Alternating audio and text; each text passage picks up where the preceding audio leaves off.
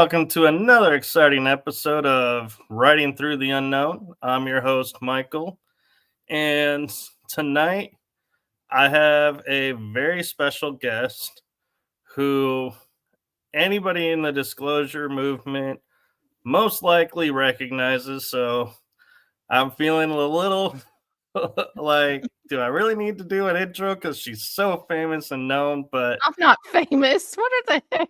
I'm not famous. No. no, but Thank you. I'm not famous. But I have been looking forward to this episode. We have been talking back and forth about what we're going to talk about tonight. So we have a really fun episode for you. I think you all are going to enjoy it.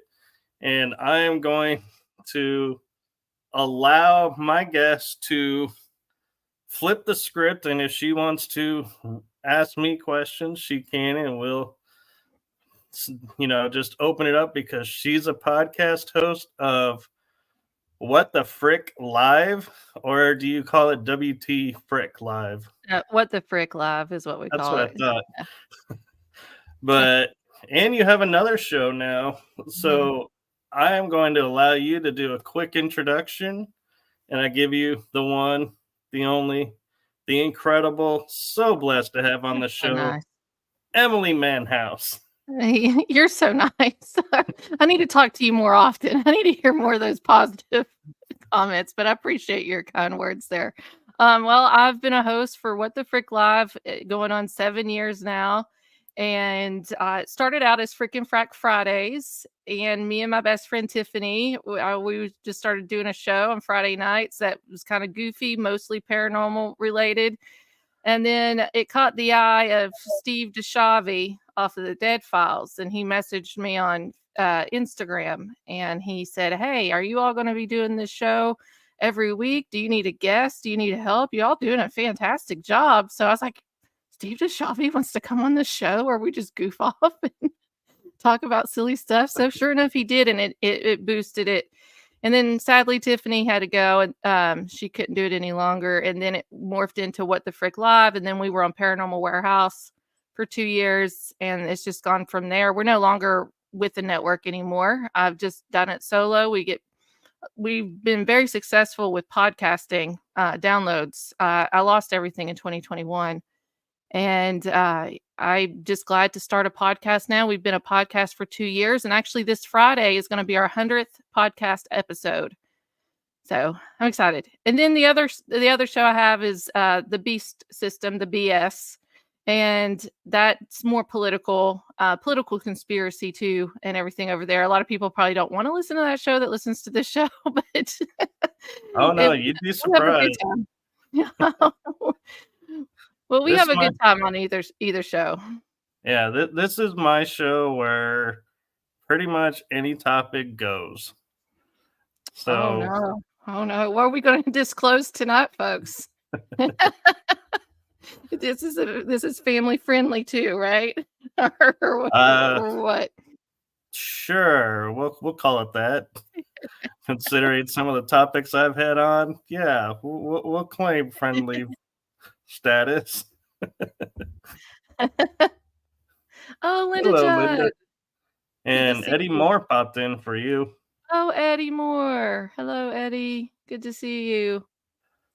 I see the comments now. It's really weird to be on this side as like the guest with can I write in there? I can, can't I? Yeah. You should be able to. Yeah, I can. Here we go. And so with you being such a cool podcast host, I thought, yeah, why not let you have some fun, because I know how you feel with being on the other side of the screen. So if you go into that mode, don't worry about it. It's all good. Well, I'm telling you, there's a lot to go on behind the scenes in a weekly show. You do more than one a week. How many do you do a week? Well, this week I have 6 because of a Halloween event on the weekend for eTalk.tv. And so I have 2 episodes, one on Saturday, one on Sunday. That's 2 hours each. So that'll be interesting and fun.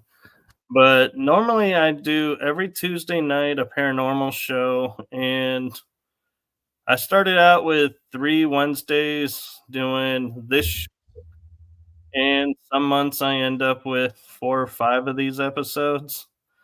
And so I kind of when someone approaches me and says, "Hey, I wanna share this out," and I'm like, "Yeah, we need to get that out," I tend to bend to my rule and make space. Host prerogative.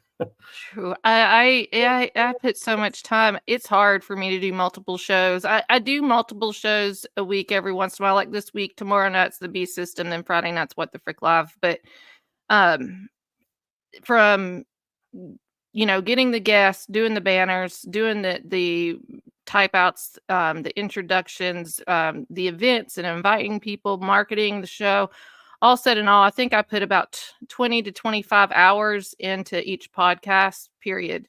Um, Yeah, that's from the very beginning to the very end I of think it. I'm right there with you per Yeah. episode.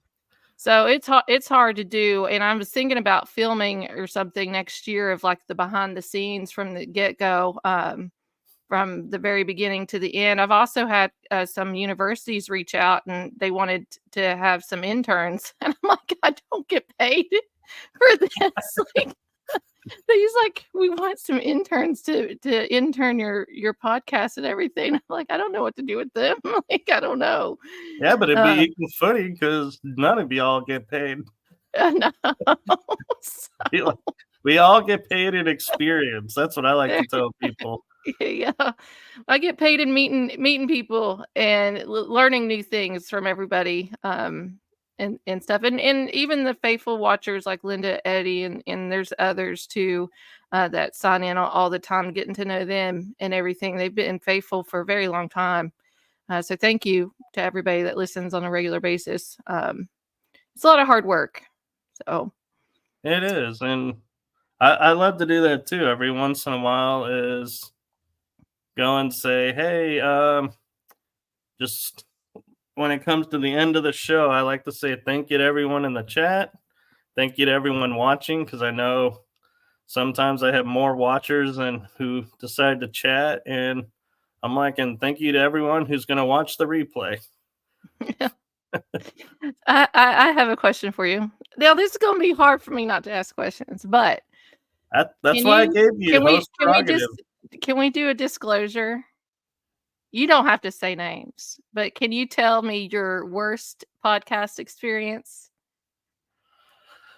I had one person who was brand new, and she had, or they had, such a great story. I don't even remember if it was a she or a he. So I'm going to say they had a great story, and they were so nervous behind the camera and on the Oh, show. I would ask questions like, "So, have you had any paranormal experiences?" "Yes." "So, can you tell me something about some of them?" "Well, they were, I saw this." And I was like literally pulling, it felt like teeth out to get information. I was like, your answers are all like one sentence. I can't build off of that. I'm good, but not that good. And so I was like trying so hard. And when the hour was up, I was like, thank you. And I know it was their first podcast. And so I know they were nervous. And I was like, oh, you, yeah. you did well and everything. But when I got off, I was like, wow, I slept hard that night. I was Yeah. exhausted. Shoot, I had one bad one. This was when I lost everything in 2021, and then we started back up June of 2022. The first guest that started back on with What the Frick Live was Johnny Depp's doorman. Remember Johnny Depp trial and the Oh, doorman? yeah. He was smoking his vape and drinking Mountain Dew or something in his car, giving his testimony. He wasn't the bad one. It was the one after that. So we get back into the groove of trying to do this show, and I'm nervous again. I get nervous still to this day before any show. Oh, yeah. And so this guy is messaging me, or the guest that's coming on. He's a military person. He's written some books, and this deals with UFOs. and aliens and stuff. So I was very excited to have this guy on the show, and he started messaging me some really rude things, and I was like, "Is this guy joking?" Like, something. And so I quoted his book back to him because how the discussion was going. I was like, "Is he seeing if I read his book?" Because it was kind of weird. It was really weird. And so I quoted back his book that he said, and then he signs on, and we're in the backstage and everything. And he told me, I had Marianne as a co-host back then.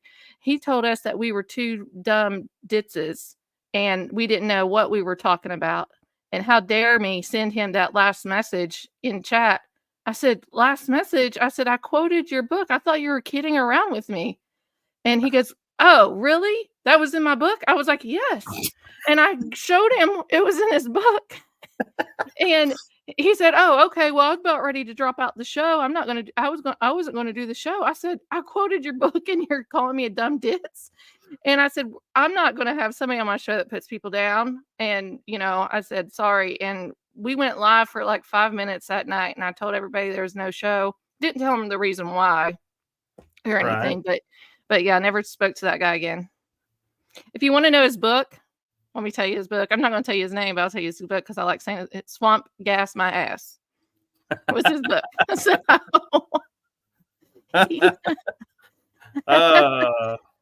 Yeah. I know who we're talking that was about. my worst. Oh, you do? You know who I'm talking about? I think so. Okay, he was so rude, and Marianne, love her heart. It was the first time she was ever doing podcasting or a show like this, and she's like, "Are they like this all the time?" I'm like, "No, they're not at all." She goes, "Emily, you handled that so well. I about fell out of my chair. You weren't taking it from him."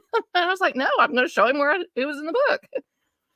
And yeah, but anyway, my other favorite moments is when you have the bio in front of you that they send you, and you use a part of it and say, oh, so explain this, how this works. He goes, well, that's not anything of mine.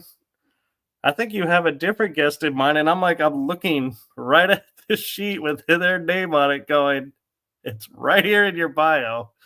And so I go, so I did the diplomatic thing and said, oh, I have a lot of guests, so maybe I did, get the wrong person in mind. And I got off the show and I went and I was like, let me look at that bio one more time. And I was like, it's right there in black and white. They're gaslighting you. They don't know. That was Chat GPT that wrote that bio out. They didn't even look at it. They just copied and pasted it. Well, that's what I was thinking about the book. Going, man, was this one of those fun AI written books? They just slapped their name on it. It could be, very well be. I don't know. I think he wrote that book before Chat GPT really came out. What do you think about AI? AI creeps me out. It does, and I have mixed feelings about it because on one hand, there could be a lot of good that comes from it because it could help with a lot of things. I know there are races that use it for good, but at the same time, depending on who's programming the AI determines how it's going to turn out. So if you have somebody who's really good and has a bad day and takes it out on the AI is going to learn from that and go, this is how I handle a bad day. Let me start doing this more often. This is more entertaining. And yeah, so I'm like, everybody makes it seem like it's not going to have anything, people are going to be able to relax and, AI is going to do everything. And I'm like, AI only learns what we teach it.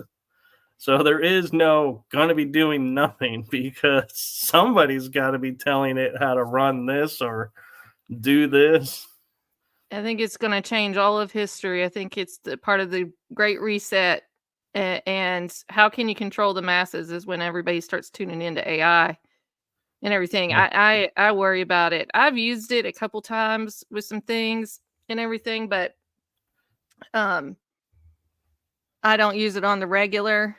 It makes me nervous. I don't know what's going to be back there, or this metaverse metaverse, which meta means dead, and everything, and how Zuckerberg is doing all this. Like, people are falling in love in metaverse. How scary is that? Like, I mean, we do have those people that marry ghosts and aliens and all that too. What was the lady that married the pirate, the ghost pirate? Yeah, wasn't that Australia? Somewhere. The lady that married the alien was supposed to come on my show at one time, and she backed out at last minute because she was just on the news like 2 days beforehand. That was really big. And she got a lot of backlash with it, and she was too scared to come on the show after that. I said, I promise you, don't worry about comments or anything. You'll be very comfortable on the show. We're just going to have a good time. But she really believes she married an alien. So I don't know. I don't know. I'm just worried about all of that. Well, that's better than the one who married the ghost, had a baby ghost, and then divorced the ghost. I was like, this is so weird. Did she get alimony? Like, that's what I'm wondering. Maybe I should do that. I need a ghost. They like going and saying, the interesting thing is, under like common law and under the strict terms of defining marriages, it has to be consummated. So how do you consummate with the ghost and go, yes, we did all that was required? It's like, you'd almost want to go, do you have proof of him actually visibly there to show that this happened? And then it's like, do I really want to see this footage though? Here, hold on. I was going to show you. Can I share my screen? I can I? Yeah, you should be able to. I was going to show you the picture of the lady with the ghost pirate lady.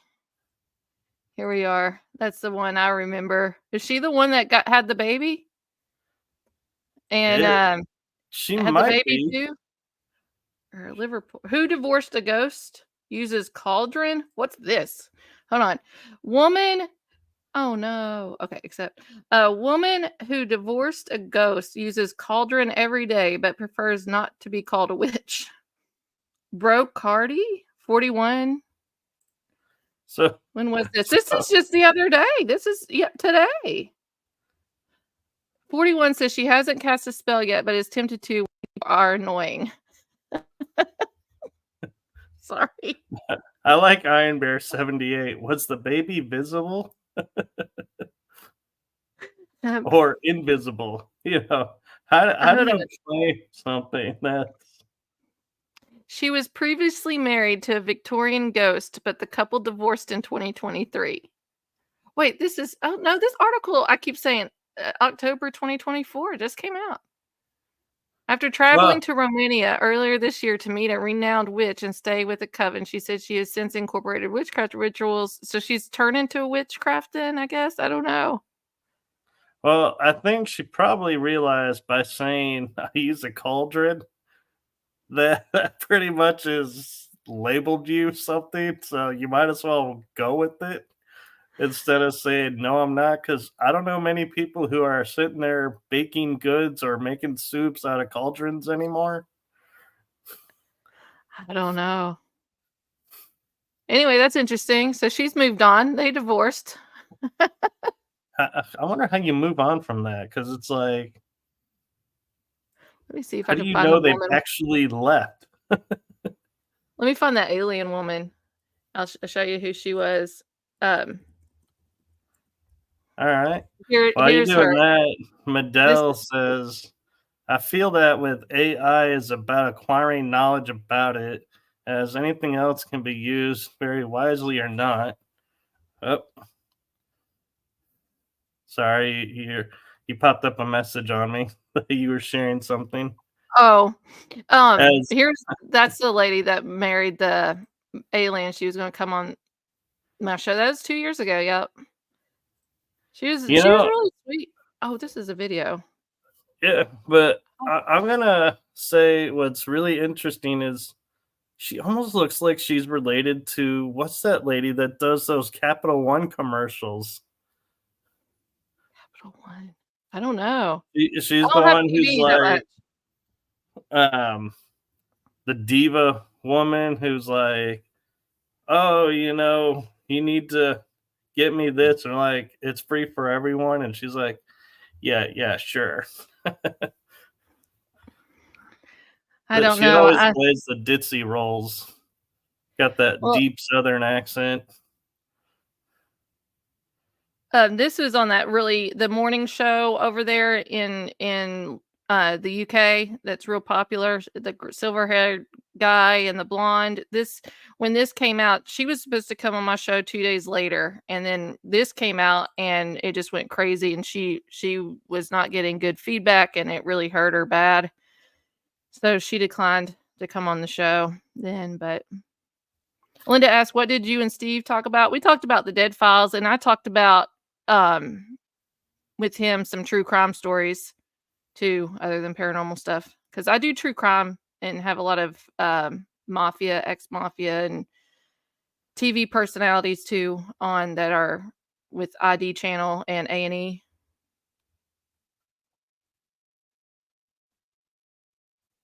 She had babies with Sasquatch That, in North. that would be Oh, interesting. it reminds me of what's that movie from the 70s? Maybe 60s. Rosemary's Baby? Rosemary's Baby? The movie? Yeah, I Sorry, my think eyes so. are watering today. I have allergies.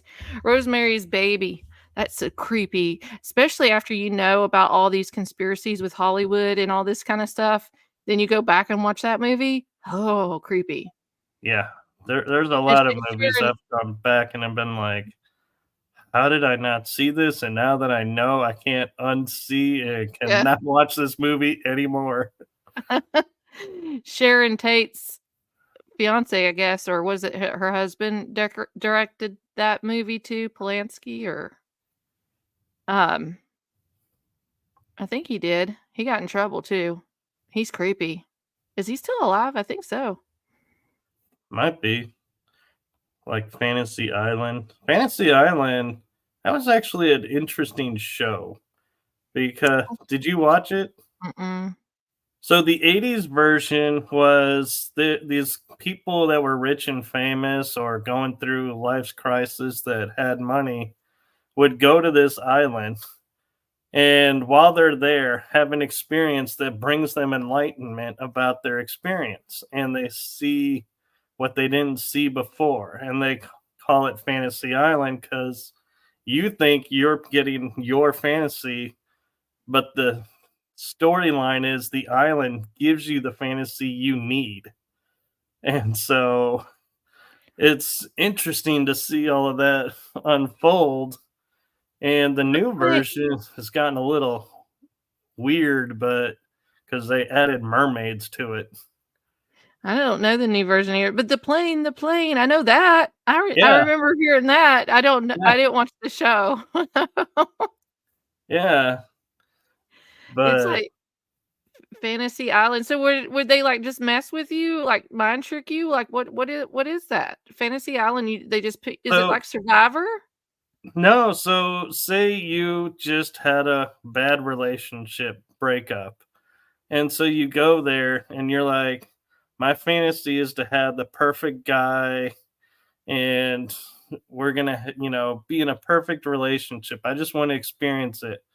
Well, the island's going to give you the guy you just broke up with and see his point of view of what he experienced while you were experiencing your part. And so you see, oh, you start to grow as a person, and is like, oh, so if I had done this, this is what he wanted. And this is what, the relationship really looks like. And so they learn, oh, this is how you get the perfect relationship. And sometimes they end up making up and are like reconnecting. Is that like And Love some, Island?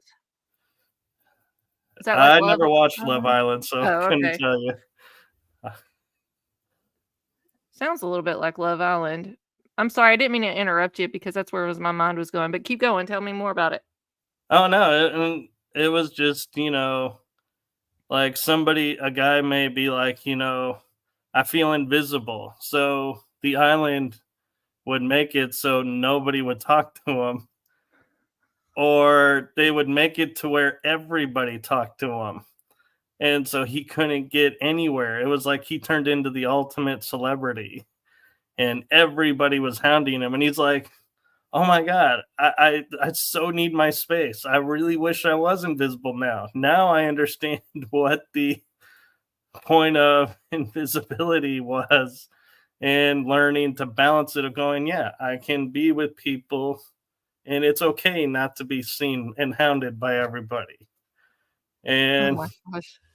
it's just weird stuff like that. And it's they hit some really interesting topics for being in the 80s. And I don't know if the island is based on Epstein Island, but here's a conspiracy one for you that you may find interesting.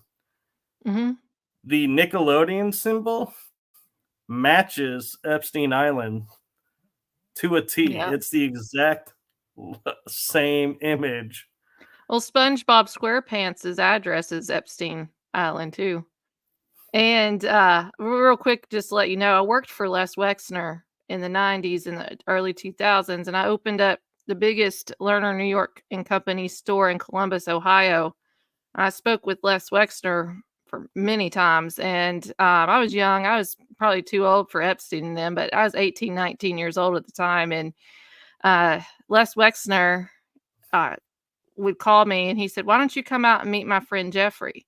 He invited me twice, and I know this is like I just felt this gut. I'm a Christian too, and I was going to Bible college at the time as well. And in my heart, it was the Holy Spirit, but in the heart, it was like, absolutely not, don't go. And so I told Les Wexner, I was like, I'm sorry, I'm just so busy getting the store up and going, and I want to get home for the weekend to see my family. And so I just made that excuse twice. So the Epstein, Les Wexner, all that stuff I've been down that rabbit hole 10 times. And P. Diddy, which, if you want to talk about game shows and conspiracy, the Deal or No Deal, not the new one, but the older one that had Chrissy Teigen on it, Meghan Markle, the Oh banker, yeah. and all that kind of stuff. I think P. Diddy was the banker, and they were actually trafficking women off that show. We didn't even know about it. They were doing it in front of our eyes, and there's like 4 or 5 of those women missing off that show, and went missing. They could never find. So I do think P. Diddy was the original banker to that It show. makes sense because he was always talking about banking and Well, they were all yacht girls on P. Diddy's yeah. boat. And so I got a blind item. Do you read those blind items, Crazy Days and Nights? Uh no, I don't think I've seen those. Oh, it's a website, Crazy Days and Nights. They release these blind items and they give you clues about who these stars or whatever this is. And I'm telling you, this person's very rarely wrong. And sometimes it takes years for you to understand what this person's talking about. It might be AI. I don't know. It's weird. But I got that blind item, and it's a game show that the women held numbers up and the cases meant something. And I was like, this has to be Deal or No Deal. And then I went down that rabbit hole of Deal or No Deal and the banker. And then they used the number 33, which is linked to sex trafficking. And when, what's his face, the bald headed guy, was pushing and advertising for the new show to come out this past year, he used Suitcase 33. That means it's legislation for sex trafficking. Right. Howie Mandel, he's a weirdo. Howie Mandel. Hold on. I just pulled up the website and some of the things, and I'm like looking at it going, wow. Crazy Days and Nights. Yeah. Yeah. The blind And items. but see, 33 too is also, the Illuminati number and all that too. But it's interesting Howie Mandel picked that. And what Howie Mandel says in this, maybe I can send you, or maybe I can send this video to me and we can play it. What Howie Mandel says in this clip is really creepy too. He's weird. What happened to him? You know, I feel like he's one of those where I honestly feel like is a mask person because he was like always around people, and he'd be doing his stand up routines. You'd see him in shows and he'd be, like hugging on people and doing this or that. And then all of a sudden, like a snap, he was, don't touch me. I'm Mm. agoraphobic. And I'm like, this is kind of strange to see him in this light. And then he tried to say, well, I was always like that. I was like, no, you weren't. I don't Nobody's think that he good of an was. actor. Or not 33. I'm sorry. He uses case 22. I'm sorry. I said 33. Let me send this video and we can play it here in a second and show you. But yeah, he hasn't always been that. Didn't he have big curly hair and all that kind of stuff back in the day? Yeah, and he did that cartoon, What was that Bobby's cartoon? World. Was it Bobby's World? I can't remember. Yeah, that was his You know, cartoon. remember Munsters or Monsters with Fred Savage, Howie Yeah, Mandel, Little and that he Monsters. was a blue Little Monsters. Yeah, he was the blue Yeah. guy. That's what I remember Howie as. And but no, it was really weird. If you look up sex trafficking number 22 on Google, it should tell you what numbers those are for the government and everything. But hold on, I'm getting this video downloaded and I'll upload it here. Um Let's see. I yeah, looked up sex trafficking 32 and or I 22. got 22. Yeah. I'm like, I'm getting a lot of stuff about crimes and Um sentences. Oh, the Human Trafficking Department of yeah, Justice website. yeah. So here's the video. I don't know if this will automatic play. If I share this, you might have to share it to the screen. But this is advertising uh, the new Deal or No Deal. And listen to what he says in this. It's weird. Howie Mandel here, coming to you from an empty soundstage someplace in Hollywood. The biggest, most exciting game show ever is about to return. Think about bigger money, harrowing challenges. How, you ask? By not shooting it in a soundstage like this. The whole show will take place on an undisclosed island location a world away from civilization. Wait, I'm a germaphobe, people. I don't even shake hands. There's gonna be like, there'll be like bugs and snakes and I can't go. I can't do it. I can't host it. But they're gonna need a host. Someone adventurous. Someone who loves games. Someone who's good looking like me. Not your average Joe. Joe Manganiello. Howie Mandel. Listen. Would you host Deal or No Deal Island? Don't answer. Let me ask correctly. Deal or no deal? Deal. There you go. This case has plane tickets. It's got masks. It's got gloves. It's got ointment. Good luck.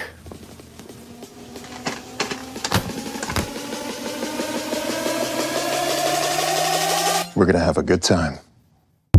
Isn't that weird? Ointment. Yeah, And I was like, I was having a hard time with the masks going, why is there yeah. masks in there and gloves? I'm like, what are you doing with this case? And then it And goes so ointment. I was like, oh, wait, we are going somewhere else. and we're gonna have a good time. And then, to see that blind item of that and then putting it all together because one of the girls that was a case girl in the first round of Deal or No Deal that played for many years, she was also a housewife on The Real Housewives of Atlanta. I can't remember her name, but she was best friends with P. Diddy's wife that was killed off. That they believe P. Diddy killed her and everything. So it's all like it's all in there. I do think that P. Diddy was the original banker. I don't think it's the banker now on there. And I don't know if they're doing sex trafficking now, but it makes a lot of sense now that you think back about it. Yeah, and They don't it have the girl. also, Oh, go ahead. Sorry.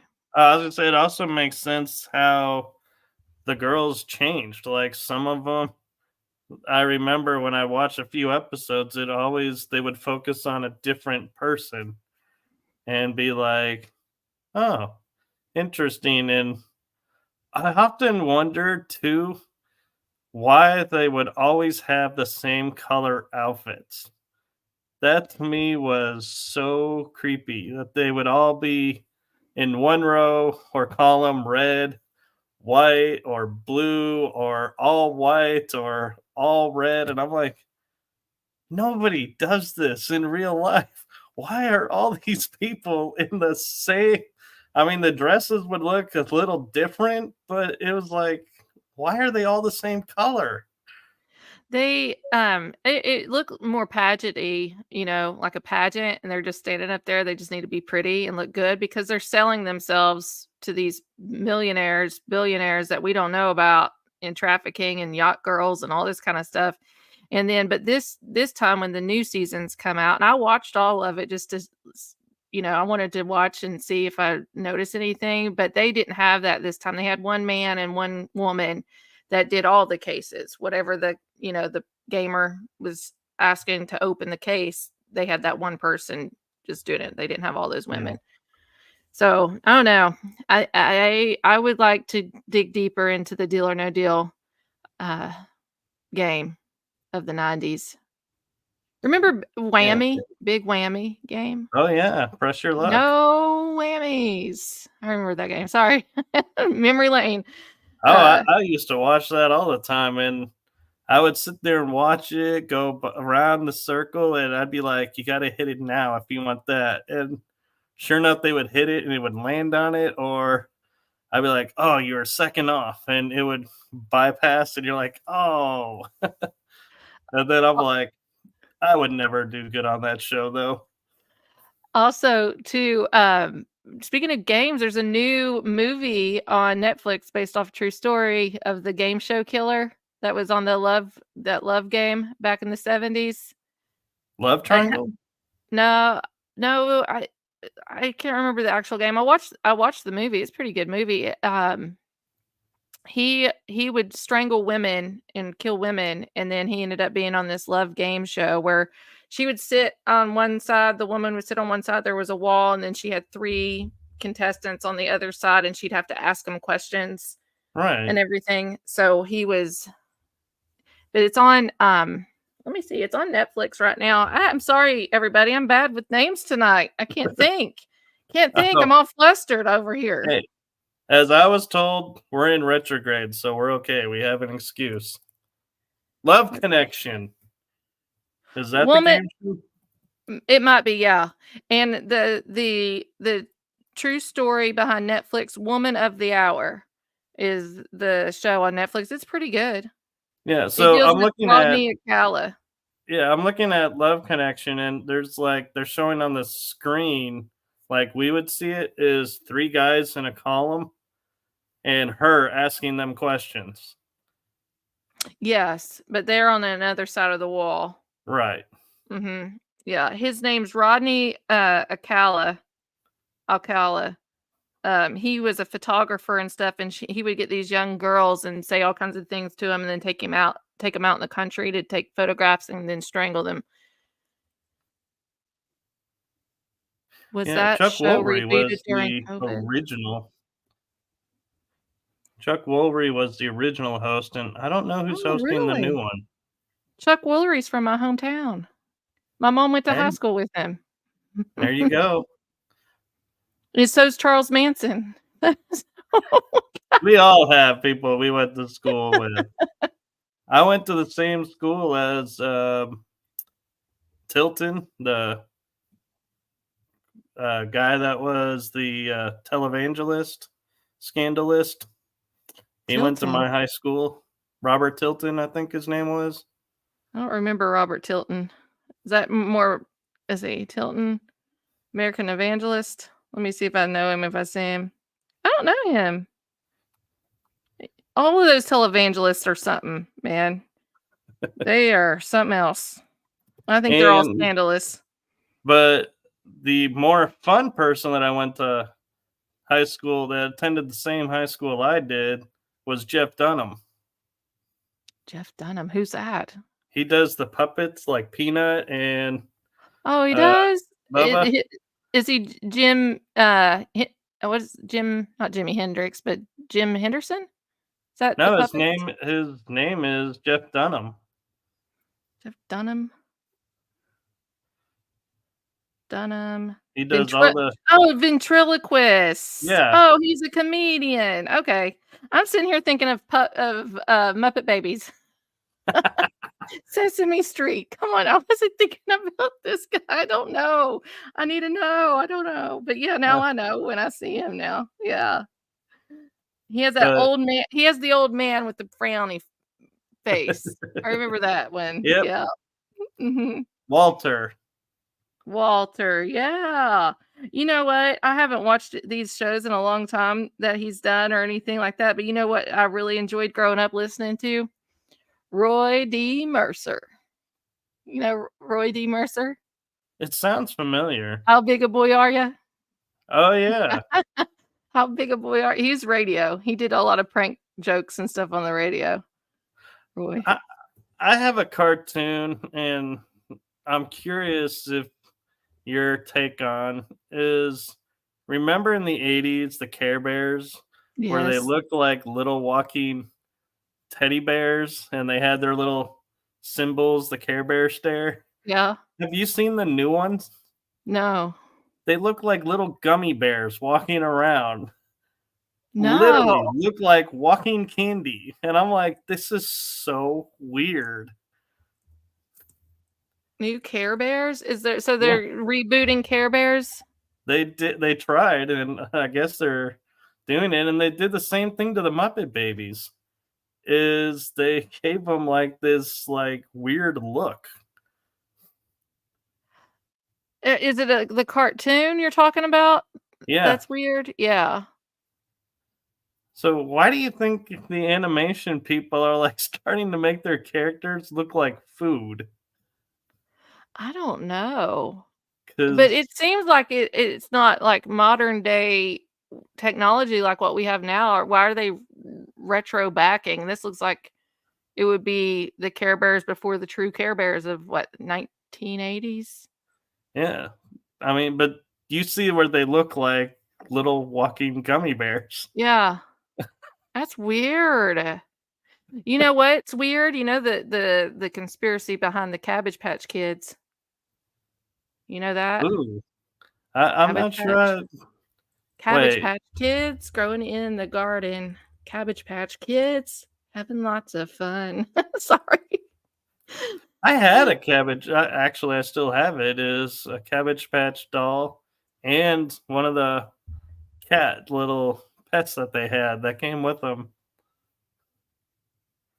Let me see here this video real quick. I'm gonna listen.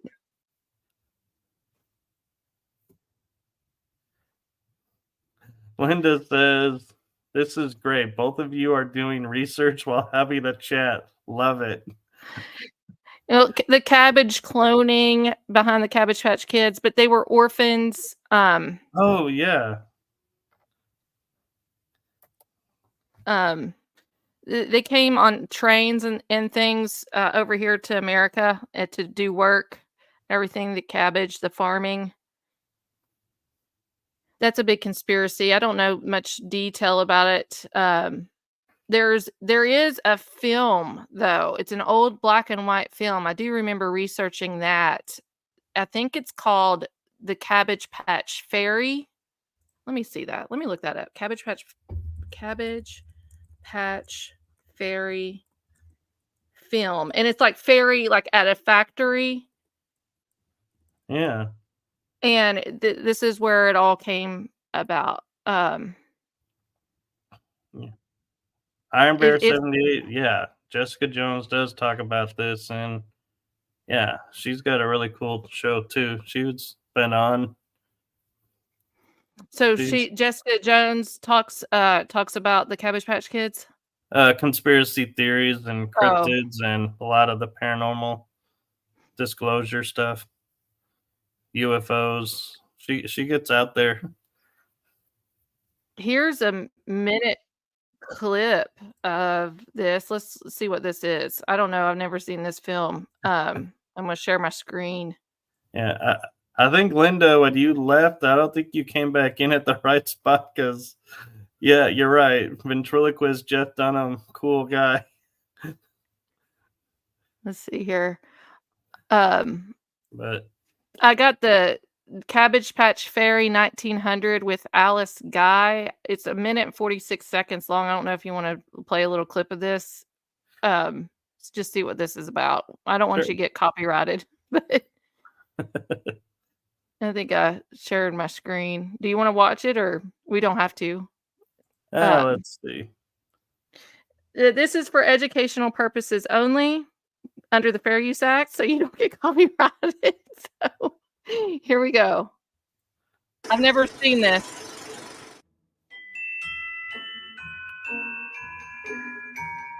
Le fait acheter. She's got a candle on her head. Yeah. Looks like it. Oh, this is creepy.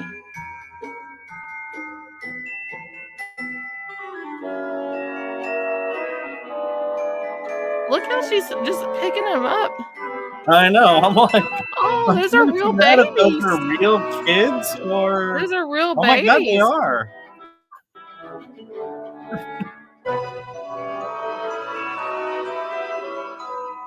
And what is up with her outfit? Are they trying to say like she's Mother Earth or something? She's a fairy. That's a doll.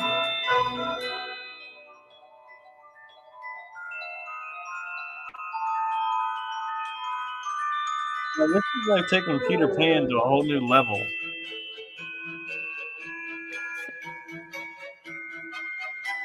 Charlie Chaplin? Charlie Chaplin or whatever his name is. Yeah, he's a weirdo. He's a major weirdo. But I gotta admit, he was good in Dictator. Have you ever seen that? That's it. Little monkey. But anyway, I don't know. I'll dig deeper into that film and see if there's more to it than that. You know, that's weird. I think what added to the weird and creepy factor was the fact there was no words and no even text boards to tell you what's happening. You're just watching this lady just flippantly throwing kids around, basically. In a Cabbage Patch. I don't know. There's a dark history behind that. And then they produced those into dolls later on. And I had several of them. I still probably have them down in my basement. But it's creepy to know what that signifies now as you get older. We had a lot of that stuff back in the 80s. I had no clue what I was singing. You know, and one of the cartoons that cracks me up that I'm like looking at and going, I don't know how it makes it past the censors today, was like He-Man and She-Ra, because their outfits were like almost to the point of not really having outfits. And it's like, yeah, we watched this and thought nothing of it. And I always like to tell people, like, looking at He-Man as a kid, I thought that was so cool how he could do all the stuff that he did. And now I look back and I watched one of the cartoons and I was like, the dude looks the same. People, how do you not figure out who he is? All he did was basically change clothes. Well, well, I mean, we got that with Superman too, but what I remember too is Red Sonja with Bridget Neeson. Red Sonja, I love that movie. I watched that movie over and over. I loved it. I even bought the dolls and everything in Red Sonja. Yeah, that was the spinoff of Conan the Barbarian, wasn't it? I think so. Yeah, and Dune. Back then, I think that was the 70s, early 80s. Was Dune earlier than that? Dune was good. No, it was in the 70s. No, it was 84. It came out in 84. Yeah. You know, my favorite scary 80s movie, since it's Halloween, I love this movie, Monster Squad. You know that Oh movie? yeah. It has all of them. It has Scary German Guy. It has the Frankenstein, Swamp Man, Mummy, and I love that movie. I watch that every year. Yeah, the Let's see. two horror movies or science fiction, well, one's science fiction, but one's horror movie that freaked me out growing up was, so the science fiction one was Kroll, where he had to fight that giant spider in the Oh, I cave. think I remember that. And that would always freak me out because the spider was pure white, and I was like, that's always good, and he's I got to remember that. kill it. And that's like, this is so, it was so big and creepy. It was like I had nightmares going like, it's like I almost was like for a week. Like if I saw a spider, I was killing it before it would grow to that size. I was freaking out. And the other one was Gremlins. Oh, Gremlins. I love Gremlins. That was a Christmas movie for us growing up. We No, I always know. watched I Gremlins mean, during Christmas. Furby was cool. Yeah. I don't remember his name, but I call him Furby because he looks Gizmo. like Wasn't Gizmo. it Gizmo? Yeah. Gizmo.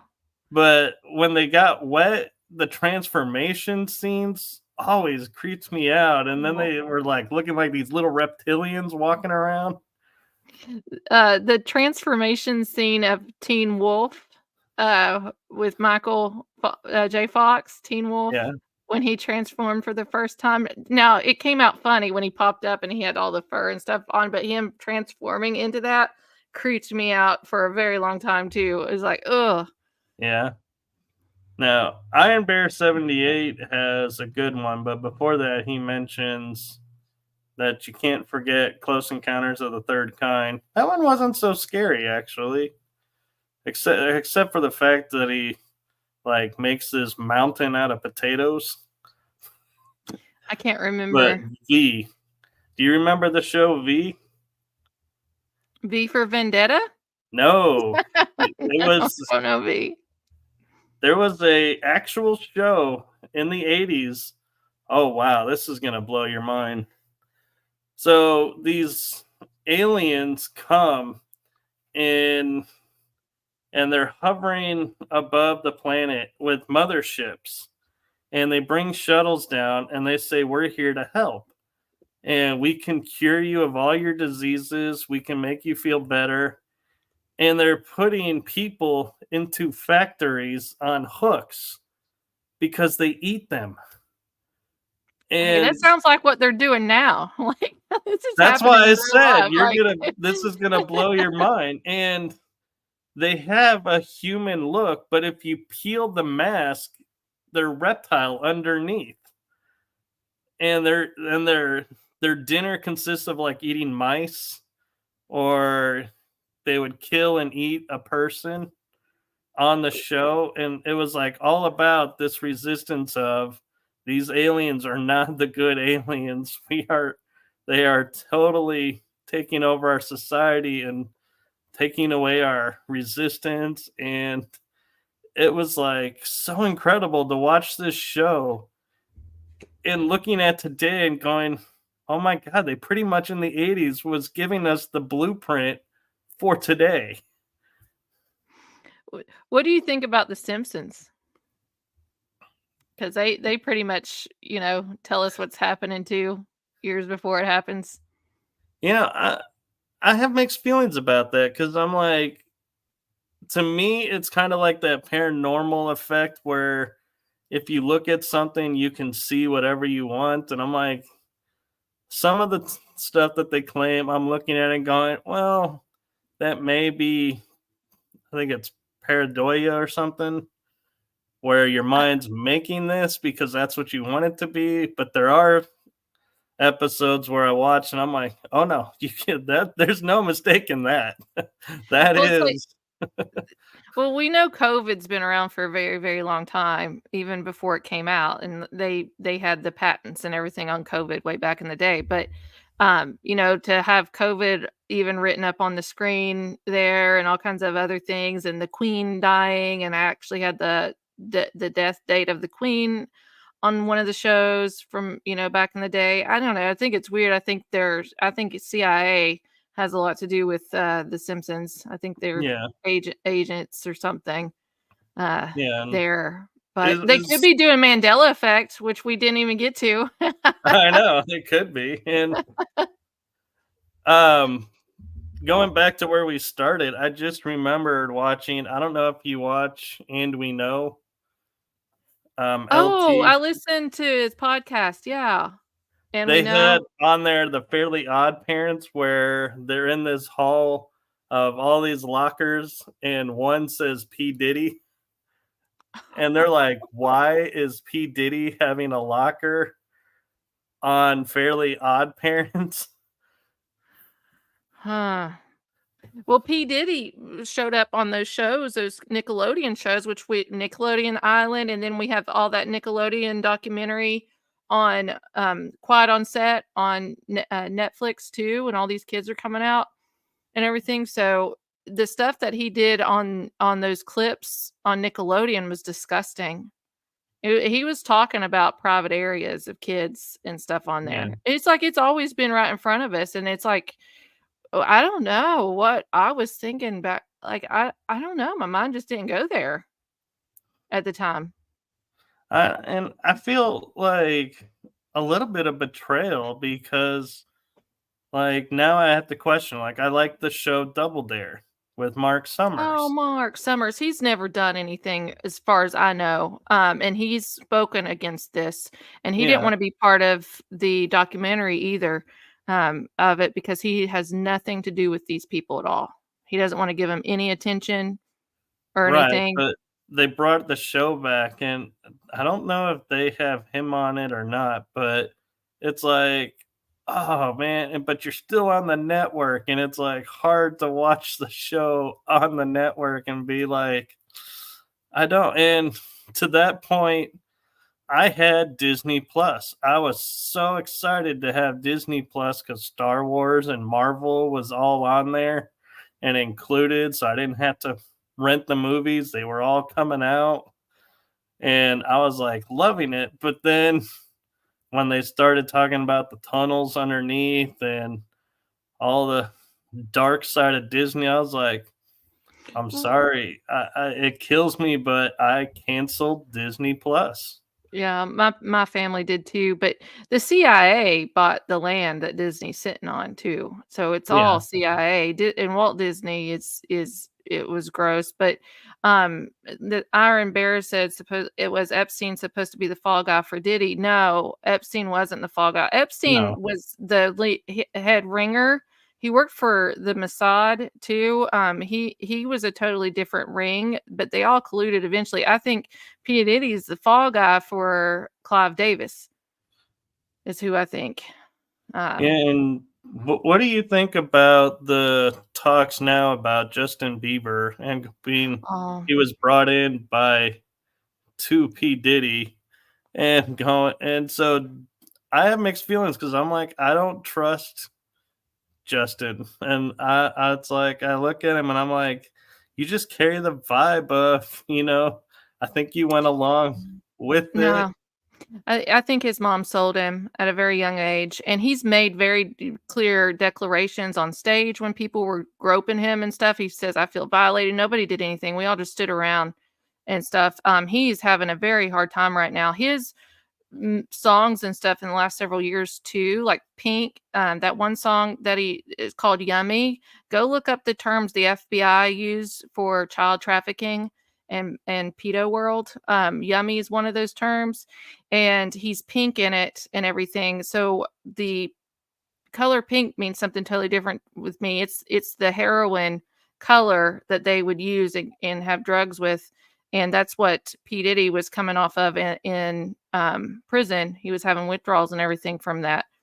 The baby oil that they all said was lube, all that stuff. No, the FBI took the baby oil. The baby oil is actually the sleep medicine drug, and they've been trafficking that stuff in baby oil containers for the last 8 years from China. So that was all. It wasn't like for lubrication or anything. It's actually the sleeping medicine that they would put in drinks and everything. I was And thinking it was a crone because I don't want to get banned throwing too many of the catchwords out there. Well, it's the the sex drug to knock people out, and he was probably selling it to everywhere as well, if that's why he has so much of it. But no, he's hurting. I wouldn't be surprised if we find out that Justin Bieber has overdosed and died. He's really spiraling right now. He's having a hard time. I think he's a victim of it. I really do. It could be. And, talking about conspiracy theories, what do you think about the ones like Paul Walker still alive that they took and made it look like he died in the accident, but he wasn't actually there, so he could turn evidence and expose and speak out? Because he was a huge proponent of speaking out against the trafficking. Well, he was with Haiti stuff with Clinton's. I mean, I can't say anything now. Like, I don't know. These people, I think Elvis is really alive. I do. I think Elvis is alive, but I don't know if it's that pastor guy or not. But Paul Walker could very well be in protection, and did that. But, Clintons have 98 bodies on their list? At least. And people don't know this with Hillary Clinton.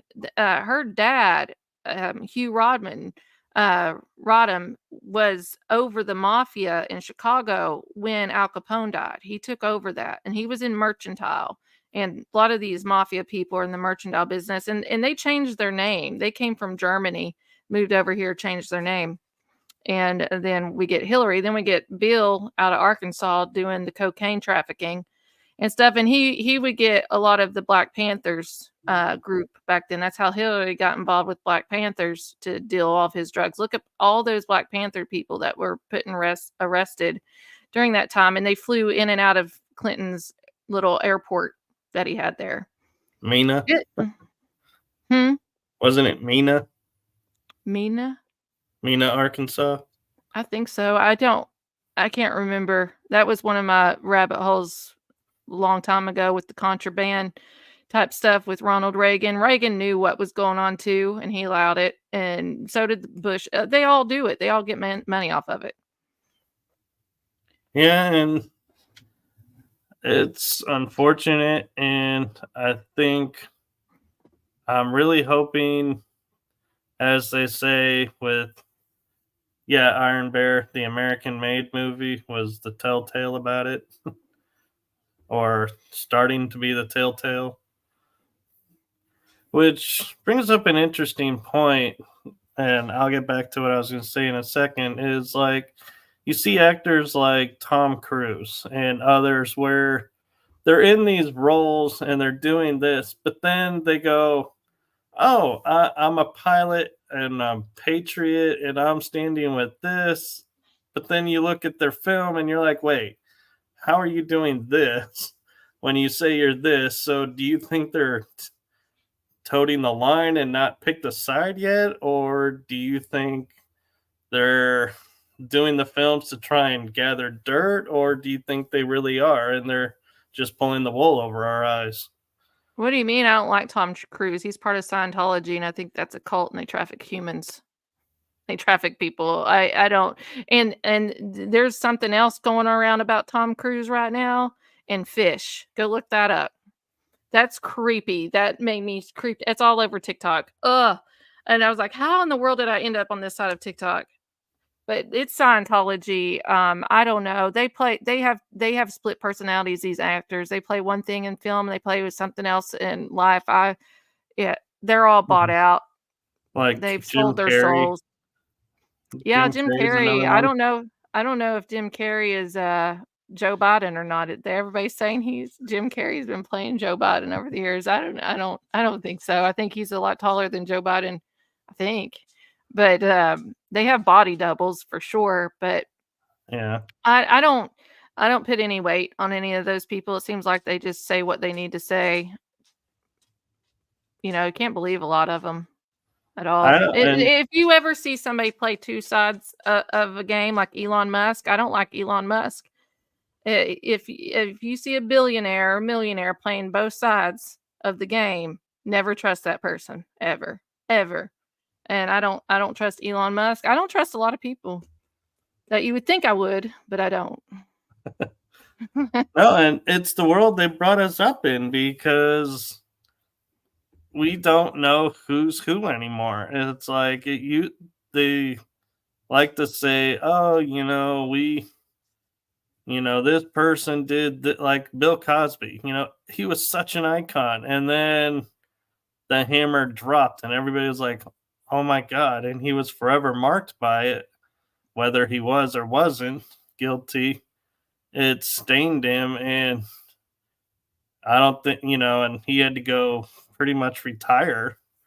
But it's like, we see all these actors and we're like, oh, they do such great movies, such inspiring movies. And then you find out, oh, they are into the worst stuff. And it's like, it's just crushing. Well, and you're like, how do you trust anything anymore? Well, it's the blackmail of it all too. They drug these people up. They end up doing things that they think that they never do. Like that's why you just don't go to these parties at all. You don't mingle with it. But then if you don't go, then you don't get the part. So you don't get, it's you sell your soul in Hollywood and music industry. You really honestly do if you want to be famous and make a lot of money, and it's not worth it in the end. It really isn't. Like look what they did to Michael Jackson too. Michael Jackson was exposing a lot of people too back then. He was trying to get away from the record label, and who was that? Clive Davis. Whitney Houston, who was that? Clive Davis. Aaron Carter, who was that? Clive Davis. P. Diddy's the fall guy for Clive. He works for Clive, and it's sad. That I would never, you couldn't pay me enough to be in that world at all. No way. Yeah. I would have been a whistleblower. If I was ever in that world, I would have been like a whistleblower at the get. I would have been kicked out like Mel Gibson. He's kicked out, of Hollywood. When these Corey Feldman kicked out of Hollywood, these people that have really come forward and stuff that then you get, say bye. Yeah. See you later. I think when Corey Haim died or was killed, that's what broke Corey Feldman, because they were like brothers almost. They were always together doing stuff. Well, who was it that did that to him? He was a funny guy winning. Who was that guy? I see his face. Hold on.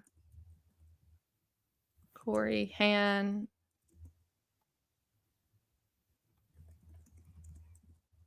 Let me see here. I can't remember the guy. He played in a lot of comedy movies growing up. He has 3 names. He's Tiger. He has Tiger Blood or something. What was that guy's name? Tiger Blood actor. Hold on. Charlie Sheen. Charlie Sheen was the one that did all that stuff to Corey. Yeah, that's it. Charlie Sheen right down there. I'm terrible with names today. I don't know. I got a funk going on in my head. I don't know what it is. It happens to me too. Yeah. So I've had a long week a little bit too. My mom had surgery yesterday. I'm recovering from surgery.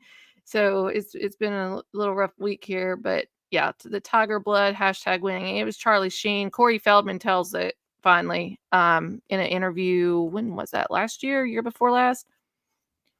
Yeah. Well, not to sidetrack anything, but I want to take a moment because of what you just shared and say, I hope your mom's all right. I hope you're all right and heal well. We're sending positive healing vibes and prayers to you and your mom. Thank you. Thank you. My mom called me this evening. She goes, "Do you think it's weird because I'm not hurting?" I was like, "I think that's a blessing." No, it's not weird. Take it. Like, no. Yeah. I said, "Did you take your medicine and you didn't tell me about this yet or what?" She goes, "No, I haven't taken it at all." I said, "Are you sure about that?" Because I worry if she forgets. And she looked at the bottle. She counted all the pills in the bottle. She goes, "Nope, they're all here." And she goes, "But do you think it's weird I'm not hurting?" She had shoulder surgery. And I said, "No, I'd say that's a blessing. You're not hurting. That's good for you." Yeah, because I don't share this often, but the pain meds that they gave me when I had leg surgery, Mhm. I lost a week's worth of memory.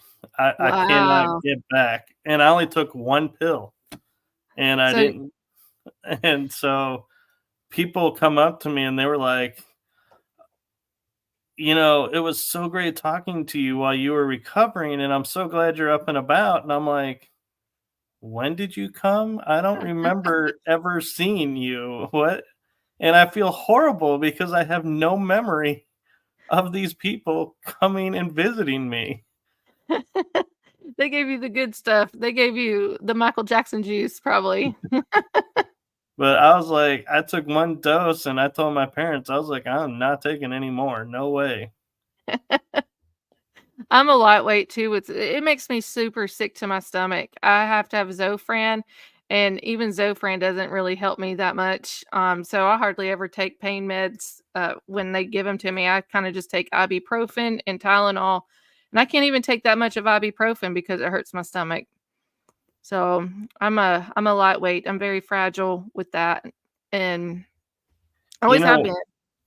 one thing I'll share with you, I don't know how it works or anything, is we had from Hawaii this thing called the biomat, and you heat it up, and there's amethyst inside of it. Mm.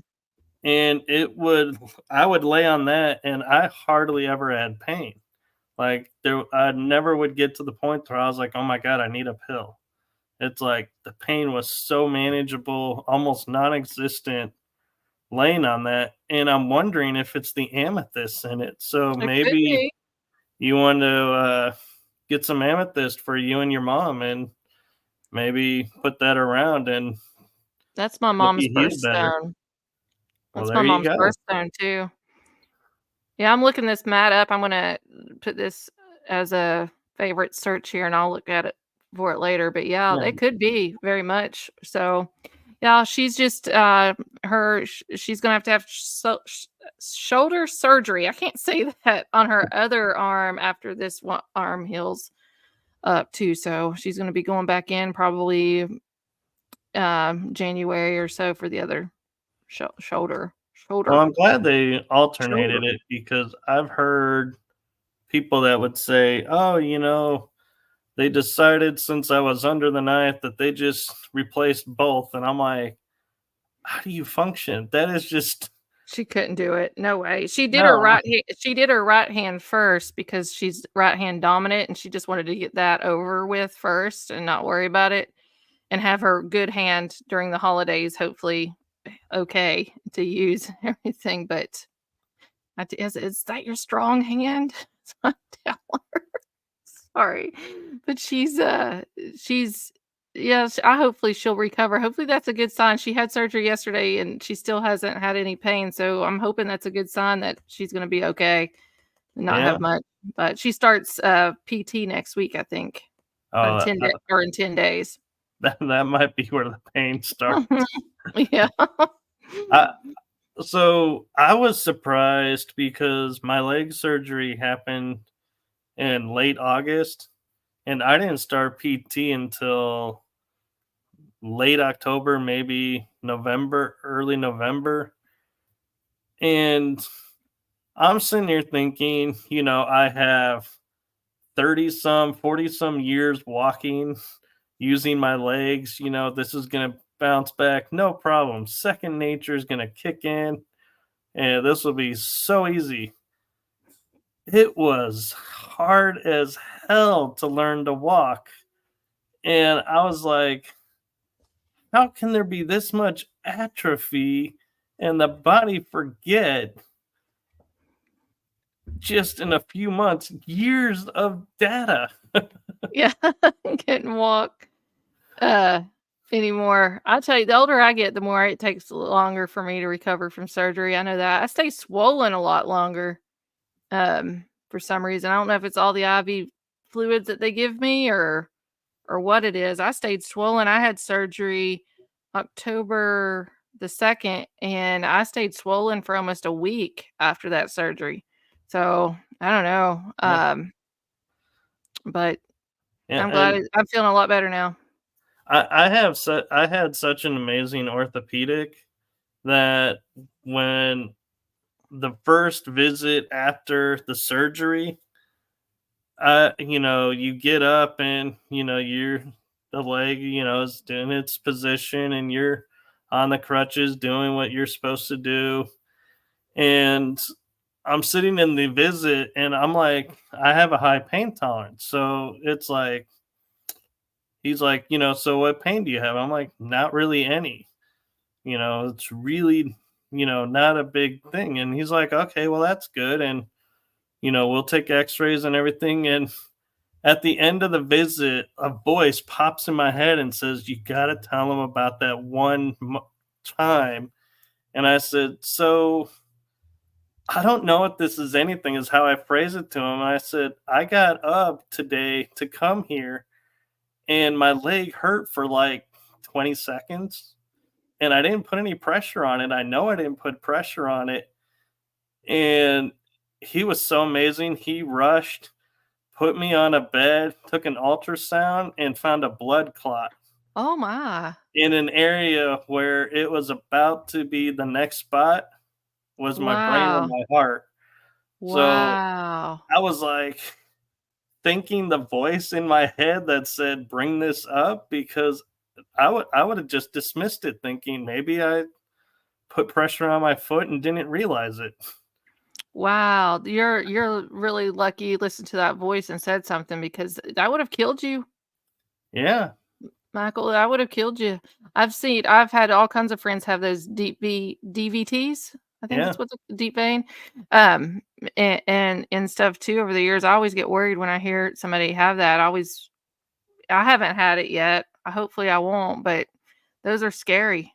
Yeah. And then, the doctor didn't say anything, but somebody else goes up and messages me and says, oh, yeah, now that you had this one blood clot, every time you fly, you're now a high risk. And I'm like, really? That's all I need to hear now is for Mm. the rest of my life to be scared. Is this the flight that's going to do it? Is this the flight? Oh, And I no. finally was like, you know what? I've flown so many times. If it was going to happen, it would have happened. Would've been by I'm now. letting that go and not Uh, scripting that. did you ever wake up from anesthesia or anything saying some crazy stuff?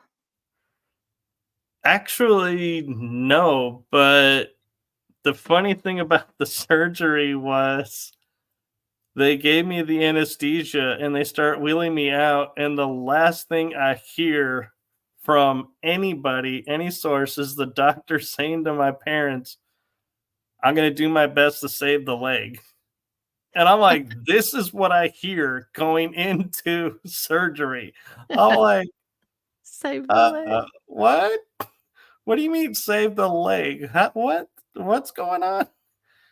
But Oh no. this was the miracle because he thought I was in a car accident when I only landed on it from a staircase that was Mm-hmm. terrazzo tile flooring. And he opened it up and he goes, I have to say I'm really impressed because there was no muscle damage, no ligament damage, no tendon Good. damage. I had to cut one nerve to get into the area, and I was able to put all the pieces back together. And so I had two metal plates with screws, and I'm like going, does this make me bionic? Was one of my first thoughts going, I now have metal in my leg. Am I bionic? Nope. No. Well, I used to work in the MRI department at the hospital for almost 13 years, and I have some funny stories about some metal in the MRI. So make sure you have your card with you. Make sure you're okay to do an MRI. But I'm sure things have changed since Oh, then.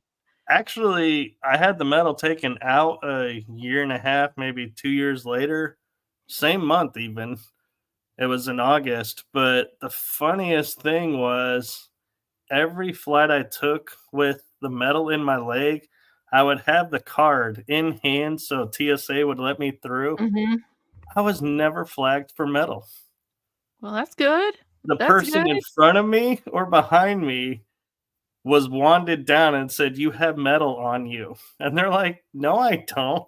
And I was sitting there going, "I'm the one with metal. Why is your machine not picking me up, but people around me?" Maybe it was delayed or something. I don't know. Maybe it was a delay warning, so they thought it was the person behind you.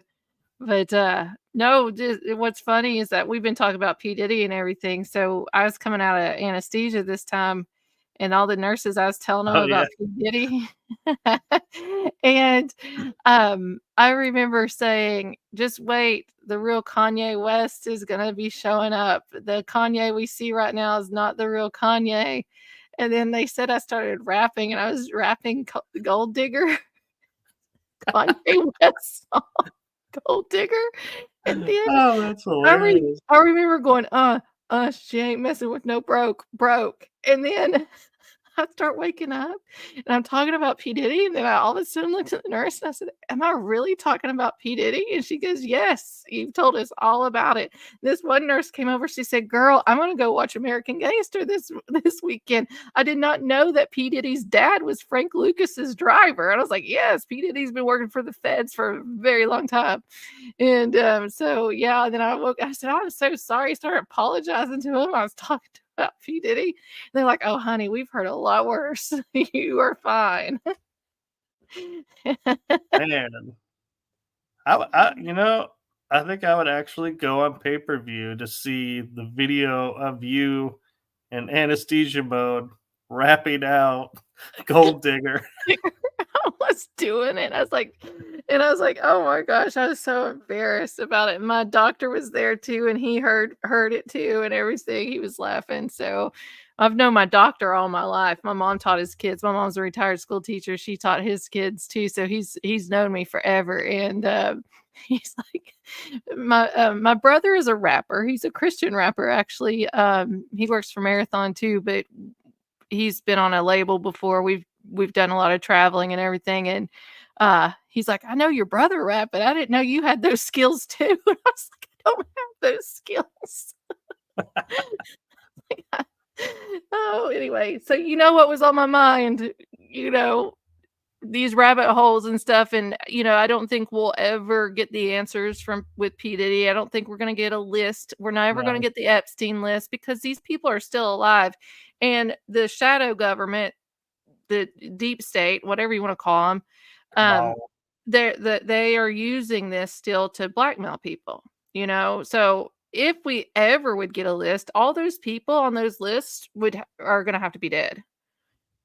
They're just going to have to be dead, and that's probably not going to be in my lifetime to get a list.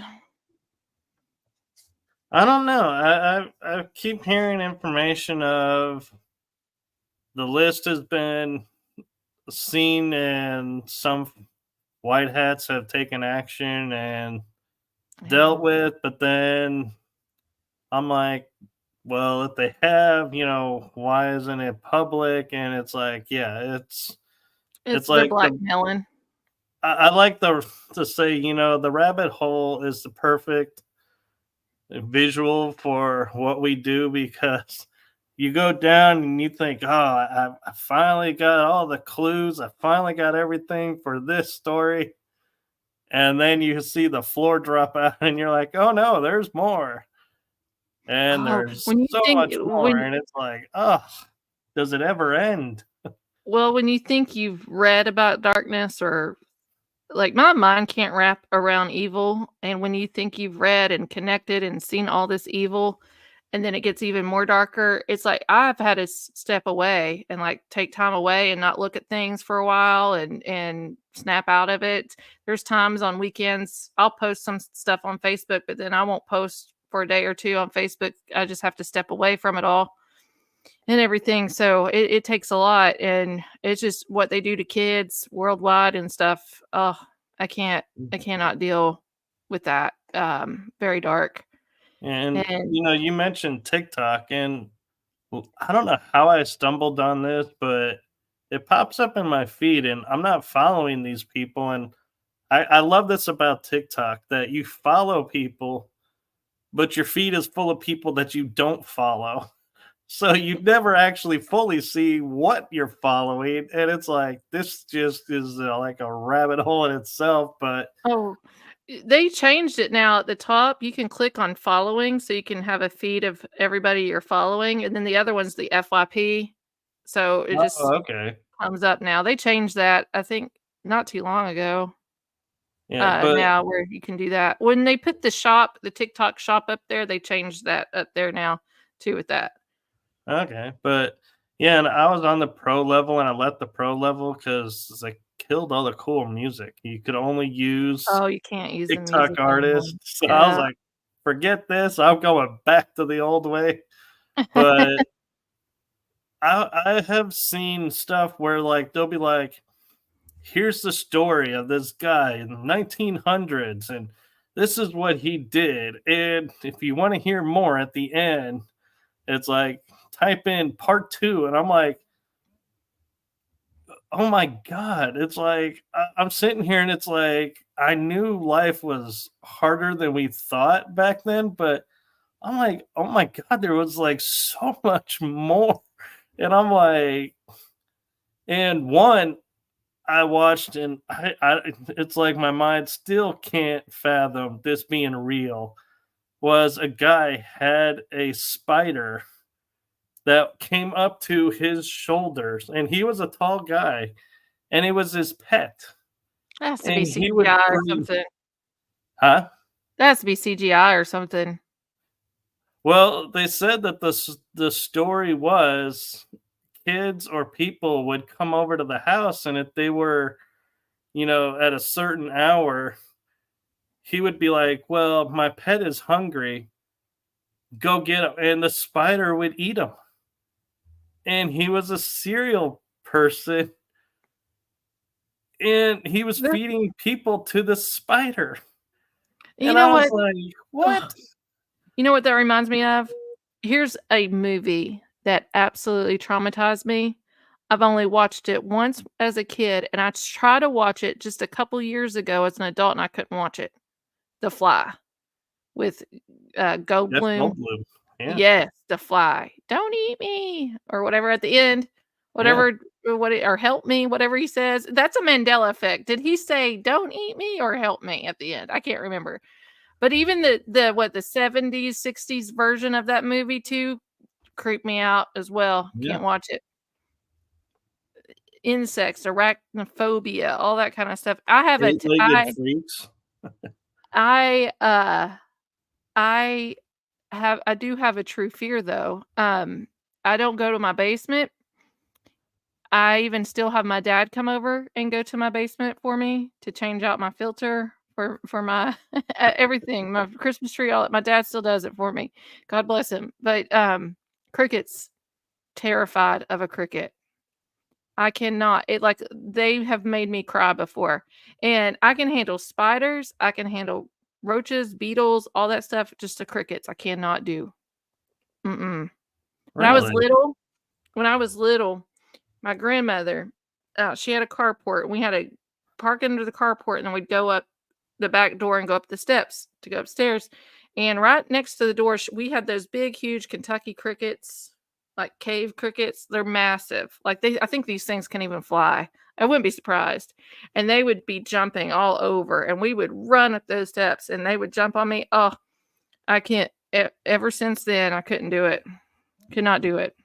Yeah. And Oh. talking about spiders, it like popped in my head the spiders that they were talking about in Afghanistan. The soldiers were like, Oh, I think I've heard of oh those. my god, that they were like almost as tall as they were, and they blended in. Spiders, Afghanistan. And they were, Yeah. Here's the picture. Yeah. Camel spiders is what they call yeah, them. The camel spiders. Let me share my screen. Yeah, these are creepy. They do blend in. You can't find them. I Do we remember have to seeing put that. them on screen? I'm putting them on screen. Here we go. Prepared. You got your warning. Look at those. Yeah. They're white too. Like they're white sand. Oh, Oh, okay. I'm like looking at that and I'm thinking this is like a stone like pillar and it's like just hanging there. And I realized it's a boot and a leg. Oh, Yeah. These and get big. they move super fast. That's the thing too, is the soldiers would say they're on you before you even can pull your rifle up. Oh my gosh. And look at those eyes glowing. That's like Yeah. super creepy. Yeah, those are creepy. Mm-mm. Now watch me have bad dreams tonight of spiders. They say you swallow 8 spiders a year in your sleep with your mouth Nah, open. You sleep with your mouth open. I used to, not anymore. They will crawl in your mouth. You swallow 8 spiders a year. Well, Ugh. they used to also say every 7 years system cleans itself out and starts over. So I'm like, maybe, just maybe those have all been cleaned out now. I don't have any spider left in me. Always worried about an insect in my ear. I never had that. Oh Knock yeah. on wood. Knock on wood on that. Yeah. That. Ooh. Eddie said he's going to tape his mouth shut from now on. That's what they say. I don't know how true it is. I don't know how you know a spider crawls in your mouth anyway if you're asleep, but we have all these cameras now, videotape and see what crawls in your mouth. Oh, Well, and what's worse is, like, if it's, I think, is it the wolf spider that carries the young on its back? So imagine if a few jump off while they're walking through your mouth and up. And it reminds me of that movie where they were like, was that Arachnophobia, where they were like popping out of the I think skin? so. I think so. It's like, That whole house was covered in spiders, from what I remember of that movie. yeah. That's why they call it Speaking Cottonmouth. of a house covered in insects and stuff, how about a house covered in birds? I watched Birds, Alfred Hitchcock's movie, the other day for the first time in a long time, and that movie's creepy too. I didn't realize how Yeah. creepy that was until now. Plenty of good protein. Hey, Chris. Yeah. But I don't know. I've been going down a little bit of memory lane, watching some old movies from back in the day. I The do that. Shining is my favorite, though. Shining. I've dressed up as Wendy Torrance for Halloween. I was going to dress up this year. I always dress up as bad moms, and this year I was doing Mama Fratelli off Goonies. Yeah. But I've had surgery. My mom's had surgery. I'm not going to dress up this year. I'm going to just do it next year. I don't know if I'll be her, but probably next year I'll dress up as another bad mom. I've done Peg Bundy. I've done Joan Crawford and Mommy Ooh, the Dearest, Dynasty Joan Crawford? or Mommy Dearest Joan Crawford. Oh, yeah. And I had the Noxzema on my face and the and the headband. And I did Peg Bundy too one year. Not Peg Bundy. Simpsons. Marge. Did her one year. That paint did not do well. Actually, I know one that would be challenging for you. What? Betty Davis. Betty Davis? She bad mom? Wasn't Betty Davis? Betty Davis, she had some problems. Now, I'm sorry, I was thinking of somebody else. I was thinking of I was thinking of what's her face off what's her name off of Beetlejuice? Oh, yeah, I know who you're talking about. No, that's not her. Yeah. But wasn't Betty Davis, she had her and who was it Joan Crawford that they did not like each other at all? yeah, whatever happened to Baby Jane? That is Betty Davis. If you really want a bad mom. moment.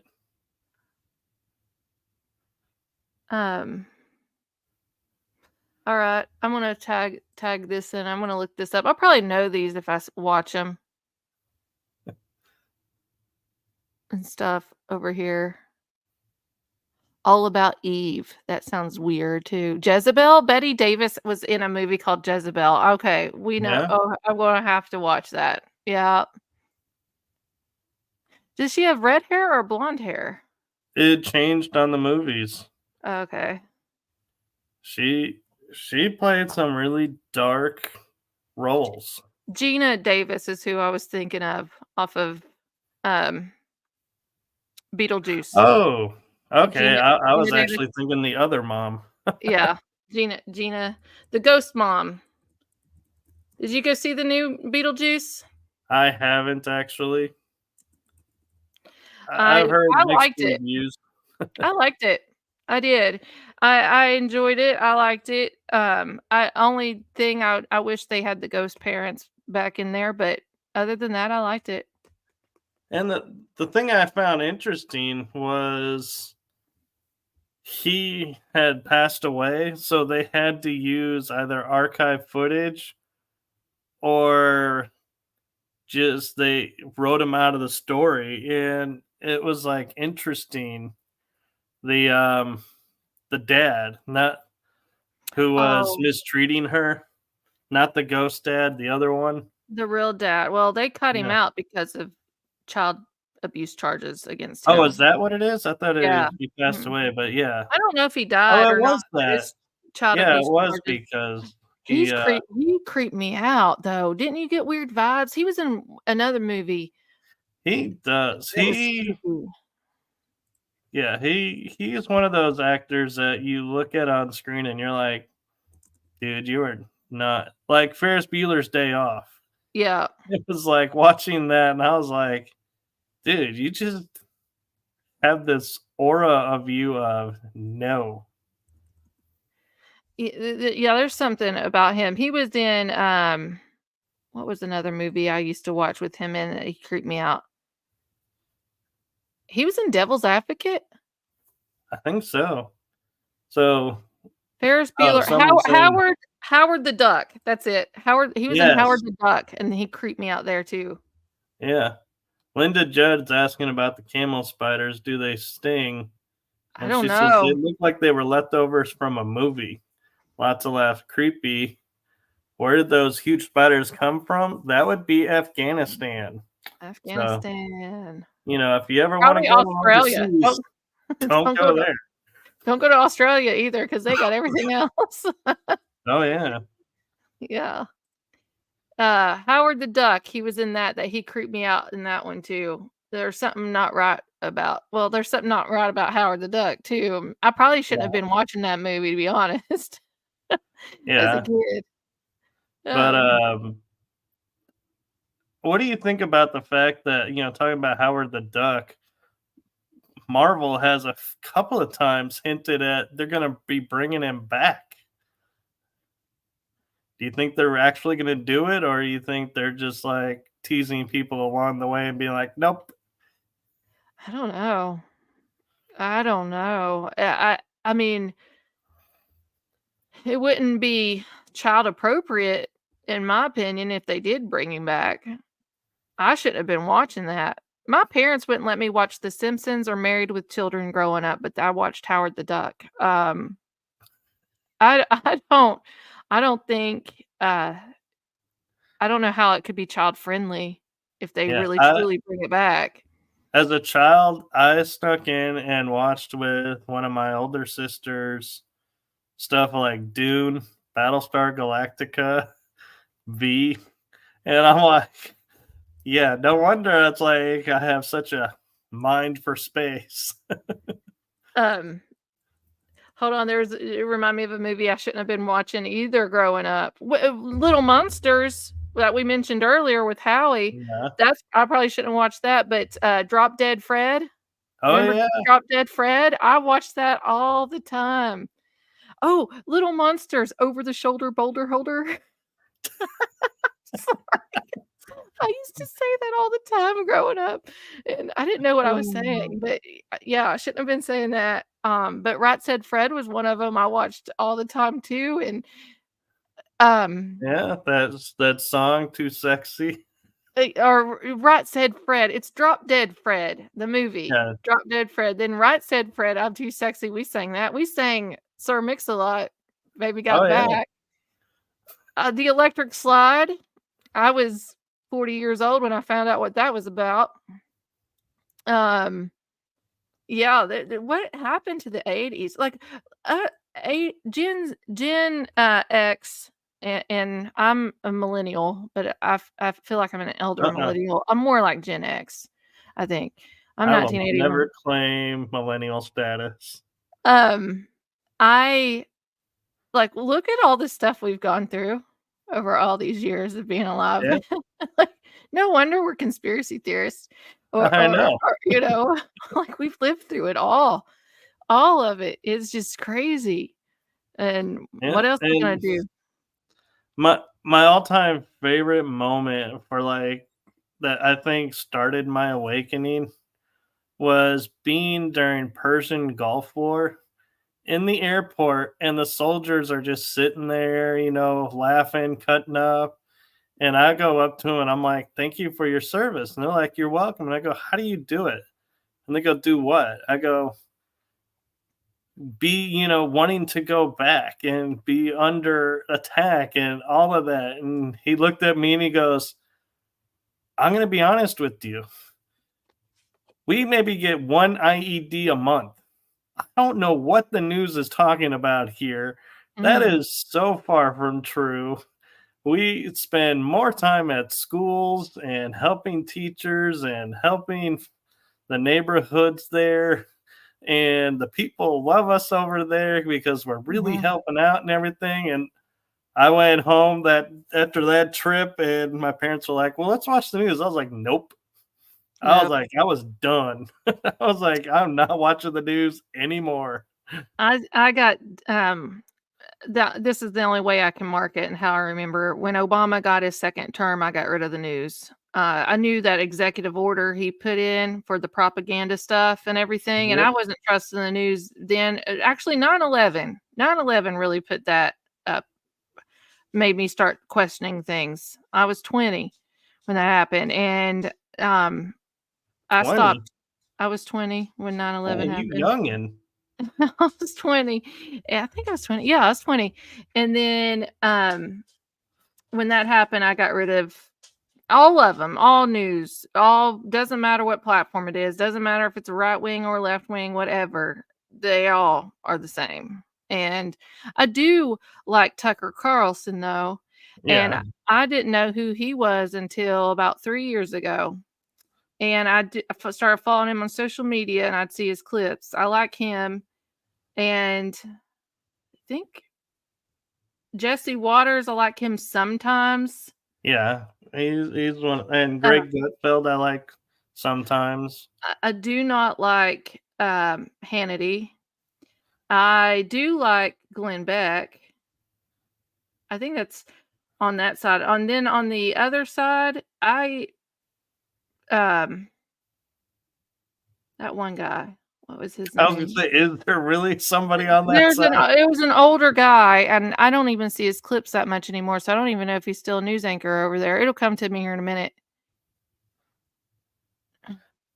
I did like there was only one person over there that I liked, Yeah. on the other side, but I don't really know who these people are. I don't, current events. I get more truth on TikTok than I get anywhere else, and Oh, yeah. I always check the stuff out and everything, and TikTok is not owned by China. Um, it's not a threat. What's happening is that a lot of the Congress people get paid by Meta, Facebook, Instagram, and stuff. They pay them a lot of money. And where TikTok has taken off and it's gotten a lot more ad revenue and things over there, they've lost a lot of money on Facebook side. And so if they really thought that China was a threat, they would get rid of Spotify, Reddit, and Snapchat. because that's who really owns those 3 social media platforms. But it's all about money over there on TikTok, and half of these Congress people and stuff have a TikTok. Like, Yeah. the president's over there too. So it's a money thing. It's not a Chinese thing. Hopefully this doesn't get us banned off of YouTube for saying that, but it's all about money. Follow Yeah, the I'm on money Rumble. in all of it. Yeah, I'm on Rumble too. I'm Yeah. on Rumble, so if YouTube disappears, I'm like, Yeah. hey, Rumble, I'm still here. I lost YouTube. I did not have any backup back then. We had almost 10,000 subscribers. It was like 9,700 and some on YouTube. What the frick back then? Yeah, I woke up. I got cancel cultured, I guess. I have Yeah, a I remember when that happened to you, and I was Mhm. like, and we were talking back then about what else was going on, and I was like, man, it was like a double whammy for you right then and there, and I was like, and that's when you were like, I saw you back up, and I was like, oh, I've missed so much, but I'm so glad she's back. Well, I got depressed over it. A lot of those years, I didn't have any backups, and that was stupid on my part because we just did video only. I didn't do podcasting and things, and so it was just real stupid. I don't promote the show, like the video, so much anymore. Like everybody knows where to come and follow me on Facebook, YouTube, and Rumble, but I mostly, push out the podcast part Yeah, now. So, but we talk about funny moments. Is I was watching one of my episodes with my mom on Rumble, and I was getting ready to say something. I could see it, and then I noticed in the lower right it says ad 5, 4, 3. oh, I was like, oh my god, I got an ad. I have an ad on my show. And she's like, why are you excited? I'm like, oh, that's a big thing when yeah. there's an ad on your show. Did you get locals yet on there? I got a notification I last week. tried it, but they're like, we need your ID, we need all of this stuff. And I was like, no, I'm starting to feel less and less comfortable with you all and all the info you're Oh. wanting. So it's like I'm at basic, never really activated or verified. And I'm Well, like, it was weird. Last week after the show, I got an email saying, "Hey, you've been approved to be on locals so you can get subscribers." So I went over yeah, there. I had everything. It was pretty much all there. I just had to hook up a Venmo. No, not Venmo. It was it's like a Cash App. I can't remember what it was. yeah, and I didn't want to Yeah. I didn't want that because I was like, I don't know this company. I don't know what this is. And so I was like, yeah, that's where I stopped. It was like, nope, I'm Well, not doing I'm gonna this. start doing subscribers over there. I think I am gonna do that starting the beginning of the year because we may do after shows and other shows that we can't really post out, and people can just subscribe and listen that way and just see how that goes. I was never good at Patreon. Yeah. I'm not good at Patreon. All these people have been using Patreon for a long time. They make good money over there, but I'm just not good at that. No, and I liked how Rumble was like, it would be pennies, but you could see it going up, and it's like you felt like you were accomplishing something and actually getting something for your time. And mine, I don't know what's going on, but it seems like it's stalled and stuck at a certain spot. And I'm like, I don't know what to do. And somebody goes, well, you need to get more comments. And I had like 13 Rumble comments in a week, and it never changed. And I'm like, I don't know what to do to get that going Is it again. But do you put your show in categories on Rumble? um, You do get you 2 mean like categories. search categories? You get 2 categories you can list your show under. Like I Oh always yeah, I do like listed under Rumble. entertain. I do entertainment, and then I do like trending news or conspiracy. You get Huh. 2 little sections underneath your video, and you get more people to watch your rumbles and stuff there. Doing that and I may have to video hashtags. call you to figure that out. Yeah, Yeah. I don't hashtag much on Rumble because I'm barely figuring out how to use the tags and They're saying Rumble's everything. coming out with a platform like TikTok too, with Oh, the short it short has a clip live studio built in. or well, no, the short clips, like the short Oh, yeah, like right, the yeah. mhm, Yes, Linda, this is mhm. actually on Facebook. It's Uh, on my Facebook too. it's on the legitpodcast.com network.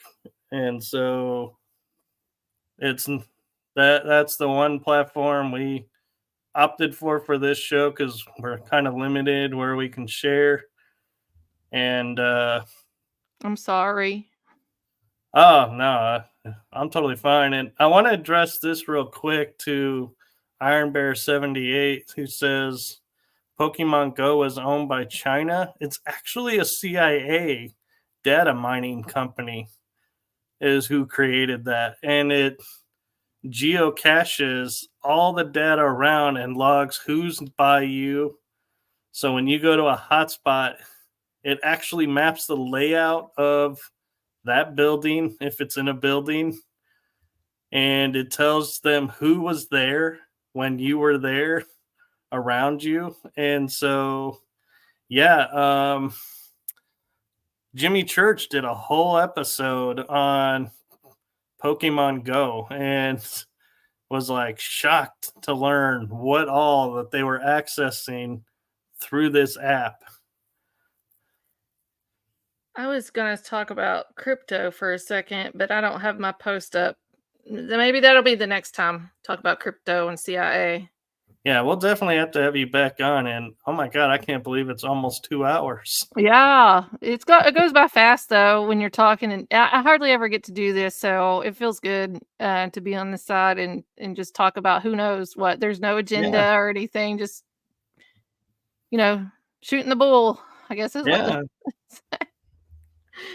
And so yeah, so thank you for coming on and thank you for spending the evening with me, and we'll have to do it again.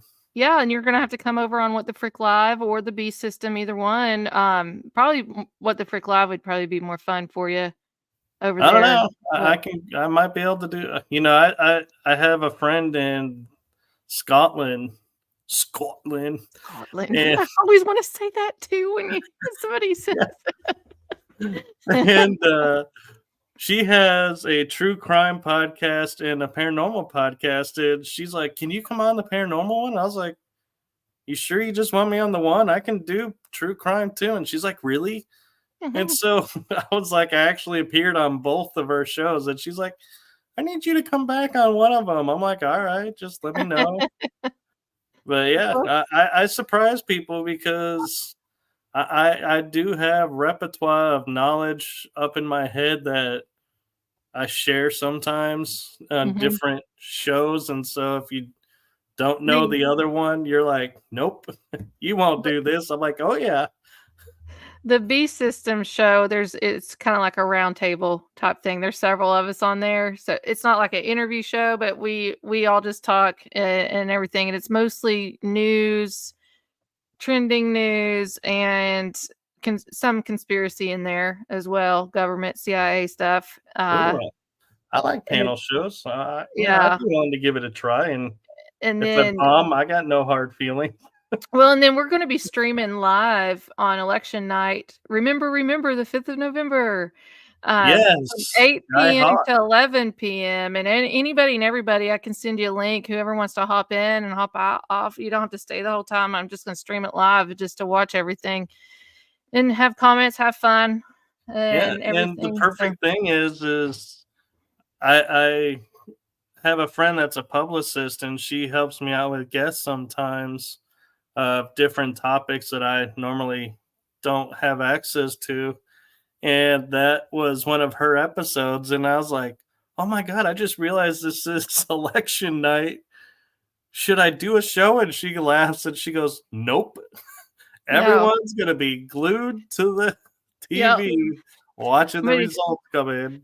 yeah, I have a few, places I'm gonna be streaming in and switching out, you know, the stream and stuff. But yeah, I'm going to be watching that at least till 11 o'clock at night. It might go a little bit longer, but I'm having the whole day off. I called off work that day. I have sick time that I still have. I have to use up before the end of the year. And I was like, I'm going to be sick on November 5th. And they're like, how do you know you're going to be sick? And I said, I just know I'm going to be sick.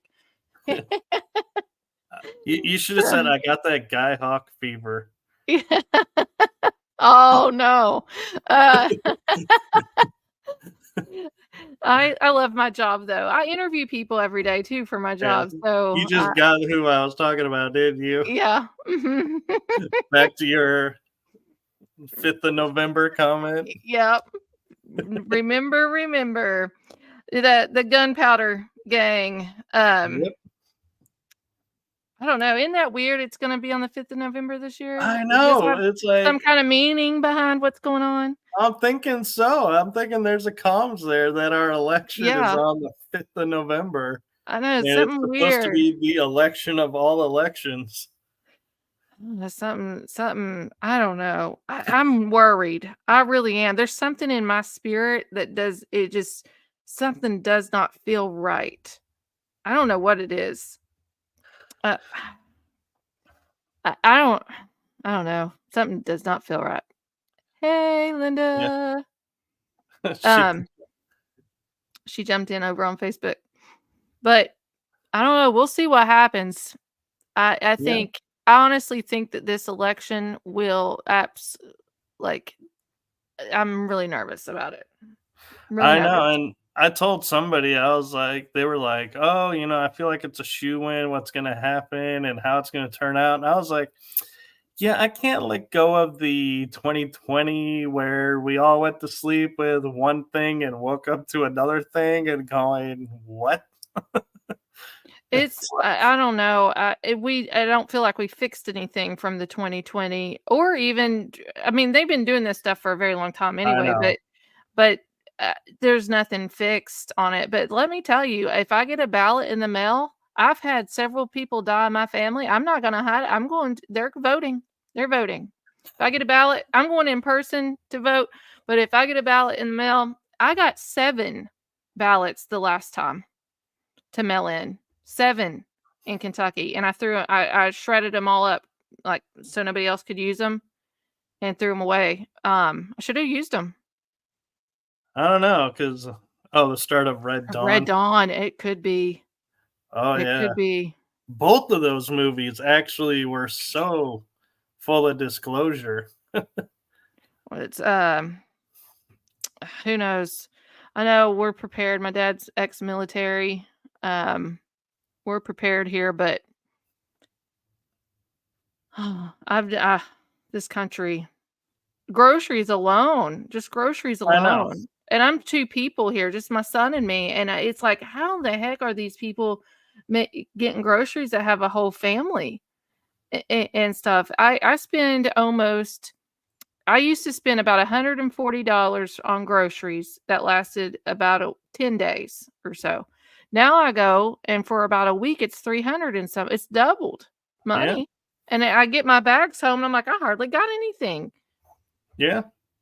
I mean, and we all joke about 45, talking about the bacon. And I'm like, it's so funny that it's like, it's so true. And it's like the only way that we seem to be able to get people to look at and go, yeah, what is up with this is to make a joke of it. That seems to be what gets people's attention. And it's like, how is it I like watching the videos of the people that are like, here I am, in this role, and you're telling me this, and what the hell is wrong with you? Where did you grow up? What are you thinking? And start laying it out. And it's like, wow, the world has so started to change to where people are on the street just randomly checking people and being like, wait a minute, did you just say you're voting for so-and-so? Are you nuts? Do you stand for this, this, this? And they're like, no. Well, then why are you voting for that person? And it's like, Well, wow. well, it's just I think this has become more spiritual, good versus evil than right versus left or and Right. stuff like that too. But it's everybody has a right to vote for whoever they want to. I don't care who you vote for as long as you go vote. I don't really care. Like Yeah. you all people that know me knows who I'm voting for. I will not hold that against you if you vote for the other party or anything. That's your right to go vote. My best friend of 20 years, me and her haven't talked since 2020. This really hurt me. And she called me a pedo person for voting for a particular person and like mean and said it over and over again. And I said, you know what? I love you. I've been here with you. I was the only person in the hospital with you for 3 days when you were in the hospital. Your kids didn't even come by to see you. I said, I love you, but I'm going to love you from a distance. And I said, I cannot be your friend until you apologize to me over that. And she wouldn't do it. And she hung up on me. And I haven't talked to her since. It's Yeah, sad. it is. It's sad.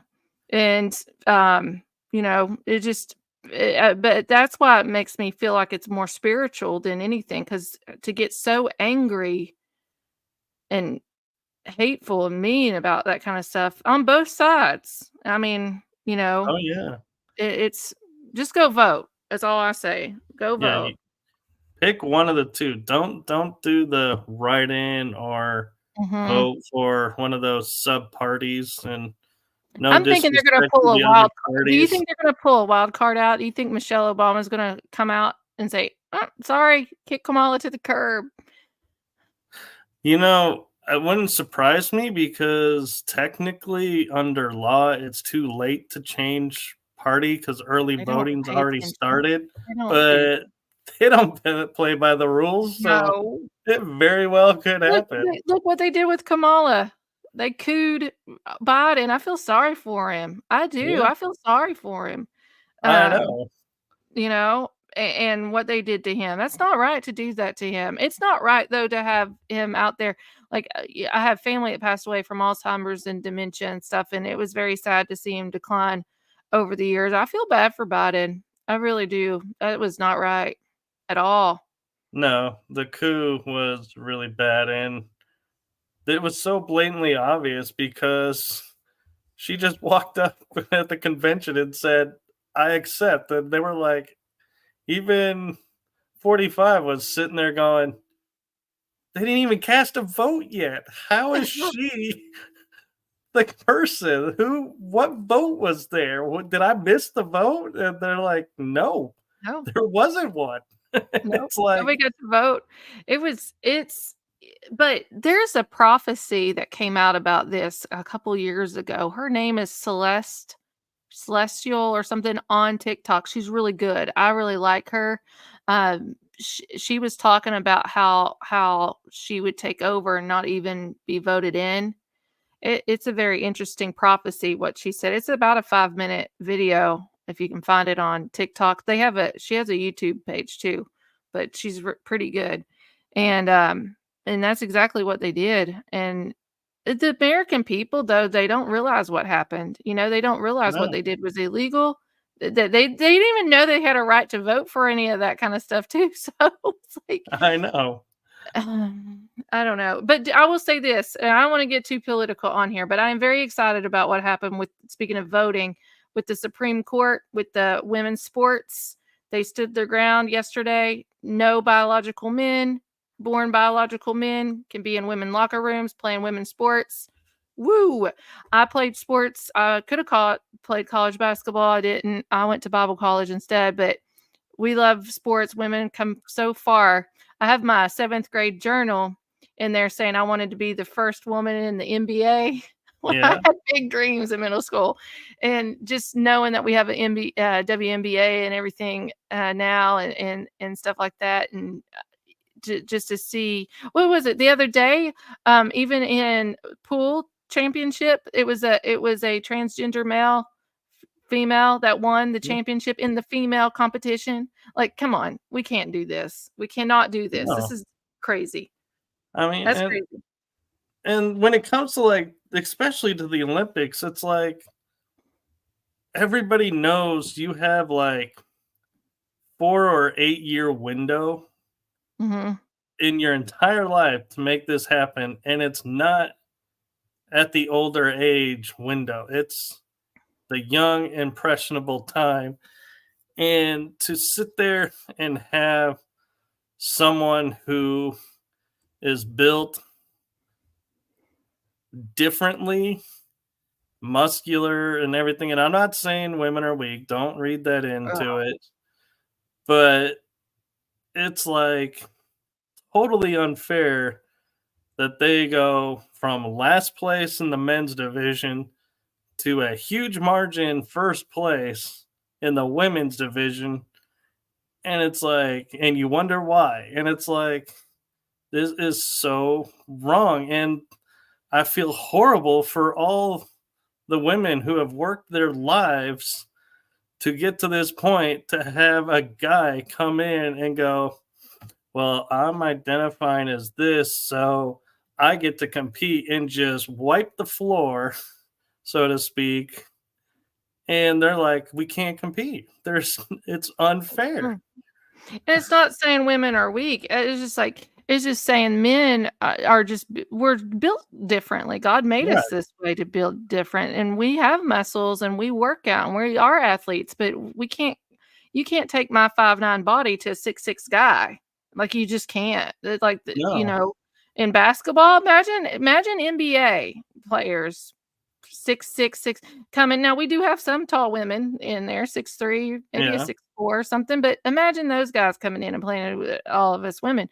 It's just not feasible. That's not right to do. And I will say this: Riley Gaines, she's a swimmer, and I'm very proud of her because she's from University of Kentucky, and she's one of the first people that started speaking out about this. And she had an incident happen to her and things in the locker room. And let me tell you, she went to another university to speak about this, and she had to be locked up in a room and everything. They were coming and attacking her for speaking out against, these biological males being Yeah. in sports. I'm proud of Riley Gaines. She's filed lawsuits. I don't know if those lawsuits if anything's come of those yet, or if there's going to be something coming from those, but it's I just, don't know. And it amazes me too. Sorry, like no, you, you're I good. had a thought pop in my head is Mhm. like the movie American President. And I think they talk about Title 66, where it allowed women to compete in sports and how they had to fight for that, and how they were like, he's like, yeah, but they want us to enforce it. And he's like, it's such a crazy world. And it's like, of course we should be enforcing it and allowing them to compete. But to me, it's like, and certain guys had to overcome so much to be in the sports that it's like, how do you sit there and go, I'm now going to steal this from the women who had to fight the same fight I had to fight to get to do what I do in the sports, and go, yeah, I'm now going to be competing on your side and going and sleeping at night and going, I feel good about this, because it's like, what is going on? It's like a And slap in the face to everything everyone has fought to be equal about. Well, it's just I think these people are narcissistic psychopaths, and all they do is think about themselves. They don't think about how it's affecting the person next to them or the women that are competing. They don't care. They just want some kind of a reward. It's like the world owes these people something, and they're going to get that however way they can get it. And if it's cheating and being in a woman's sport and you're a biological male, they're going to do it.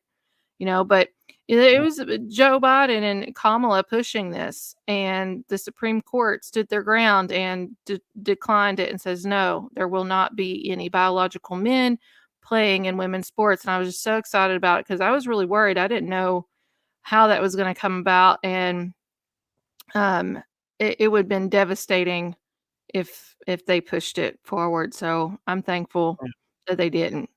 We've come a long way, women. I'm proud of all the women out there working hard and competing.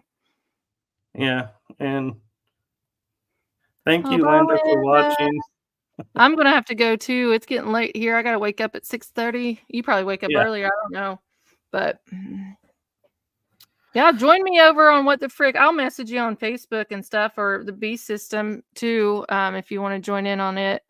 All right. Yeah. So B System's audio only. Oh, I even more fun. might go video on streaming night for the election. I may do video, but it's audio only typically on B System. Ooh, get the anonymity.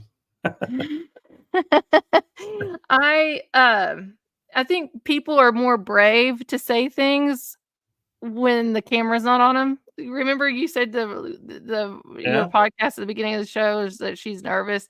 So sometimes too with people, even on What the Frick Live, I've had to go audio because of surgery and stuff only. But I've had some guests come on. I said, well, if you just want to do audio, you can. That's fine. But I have guests that do their avatar photo. Yeah. So I appreciate you having me on your show. This is fun. Yeah. It goes by so fast. Over 2 hours already. I know. It goes by fast. I know, and I'm like, man, it's like I'm like waiting for the system to like kick us off and be like, is it because we went too long, or because where we decided to end the conversation?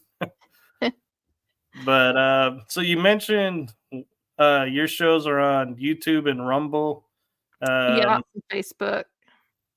The B System's not on Facebook. It used to be, but you just any podcast platform, just go to a podcast. If you want to watch us live before it comes out on the podcast, What the Frick Live is live on Rumble, YouTube, and Facebook, and then the B System is live on X, Rumble, and Telegram. Very cool. And so again, thank you for coming on. It's been a true pleasure, and looking forward to having you back on and being a guest on your end. Yes, absolutely. All right. Well, normally I go into a closing, but because we all got to go because we're running behind, I am just going to simply say to everyone, thank you for watching. Thank you for the comments in the chat room and the questions. And thank you to our wonderful and amazing guest who is so humble, even though she is famous because she is so well known. No, but thank you. But thank you, everyone, and make it a wonderful day, night, evening, or if you're asleep, feel free to wake up and check out What the Frick Live or this show or both. So thank you, everyone. Thank you. Good night. Good night.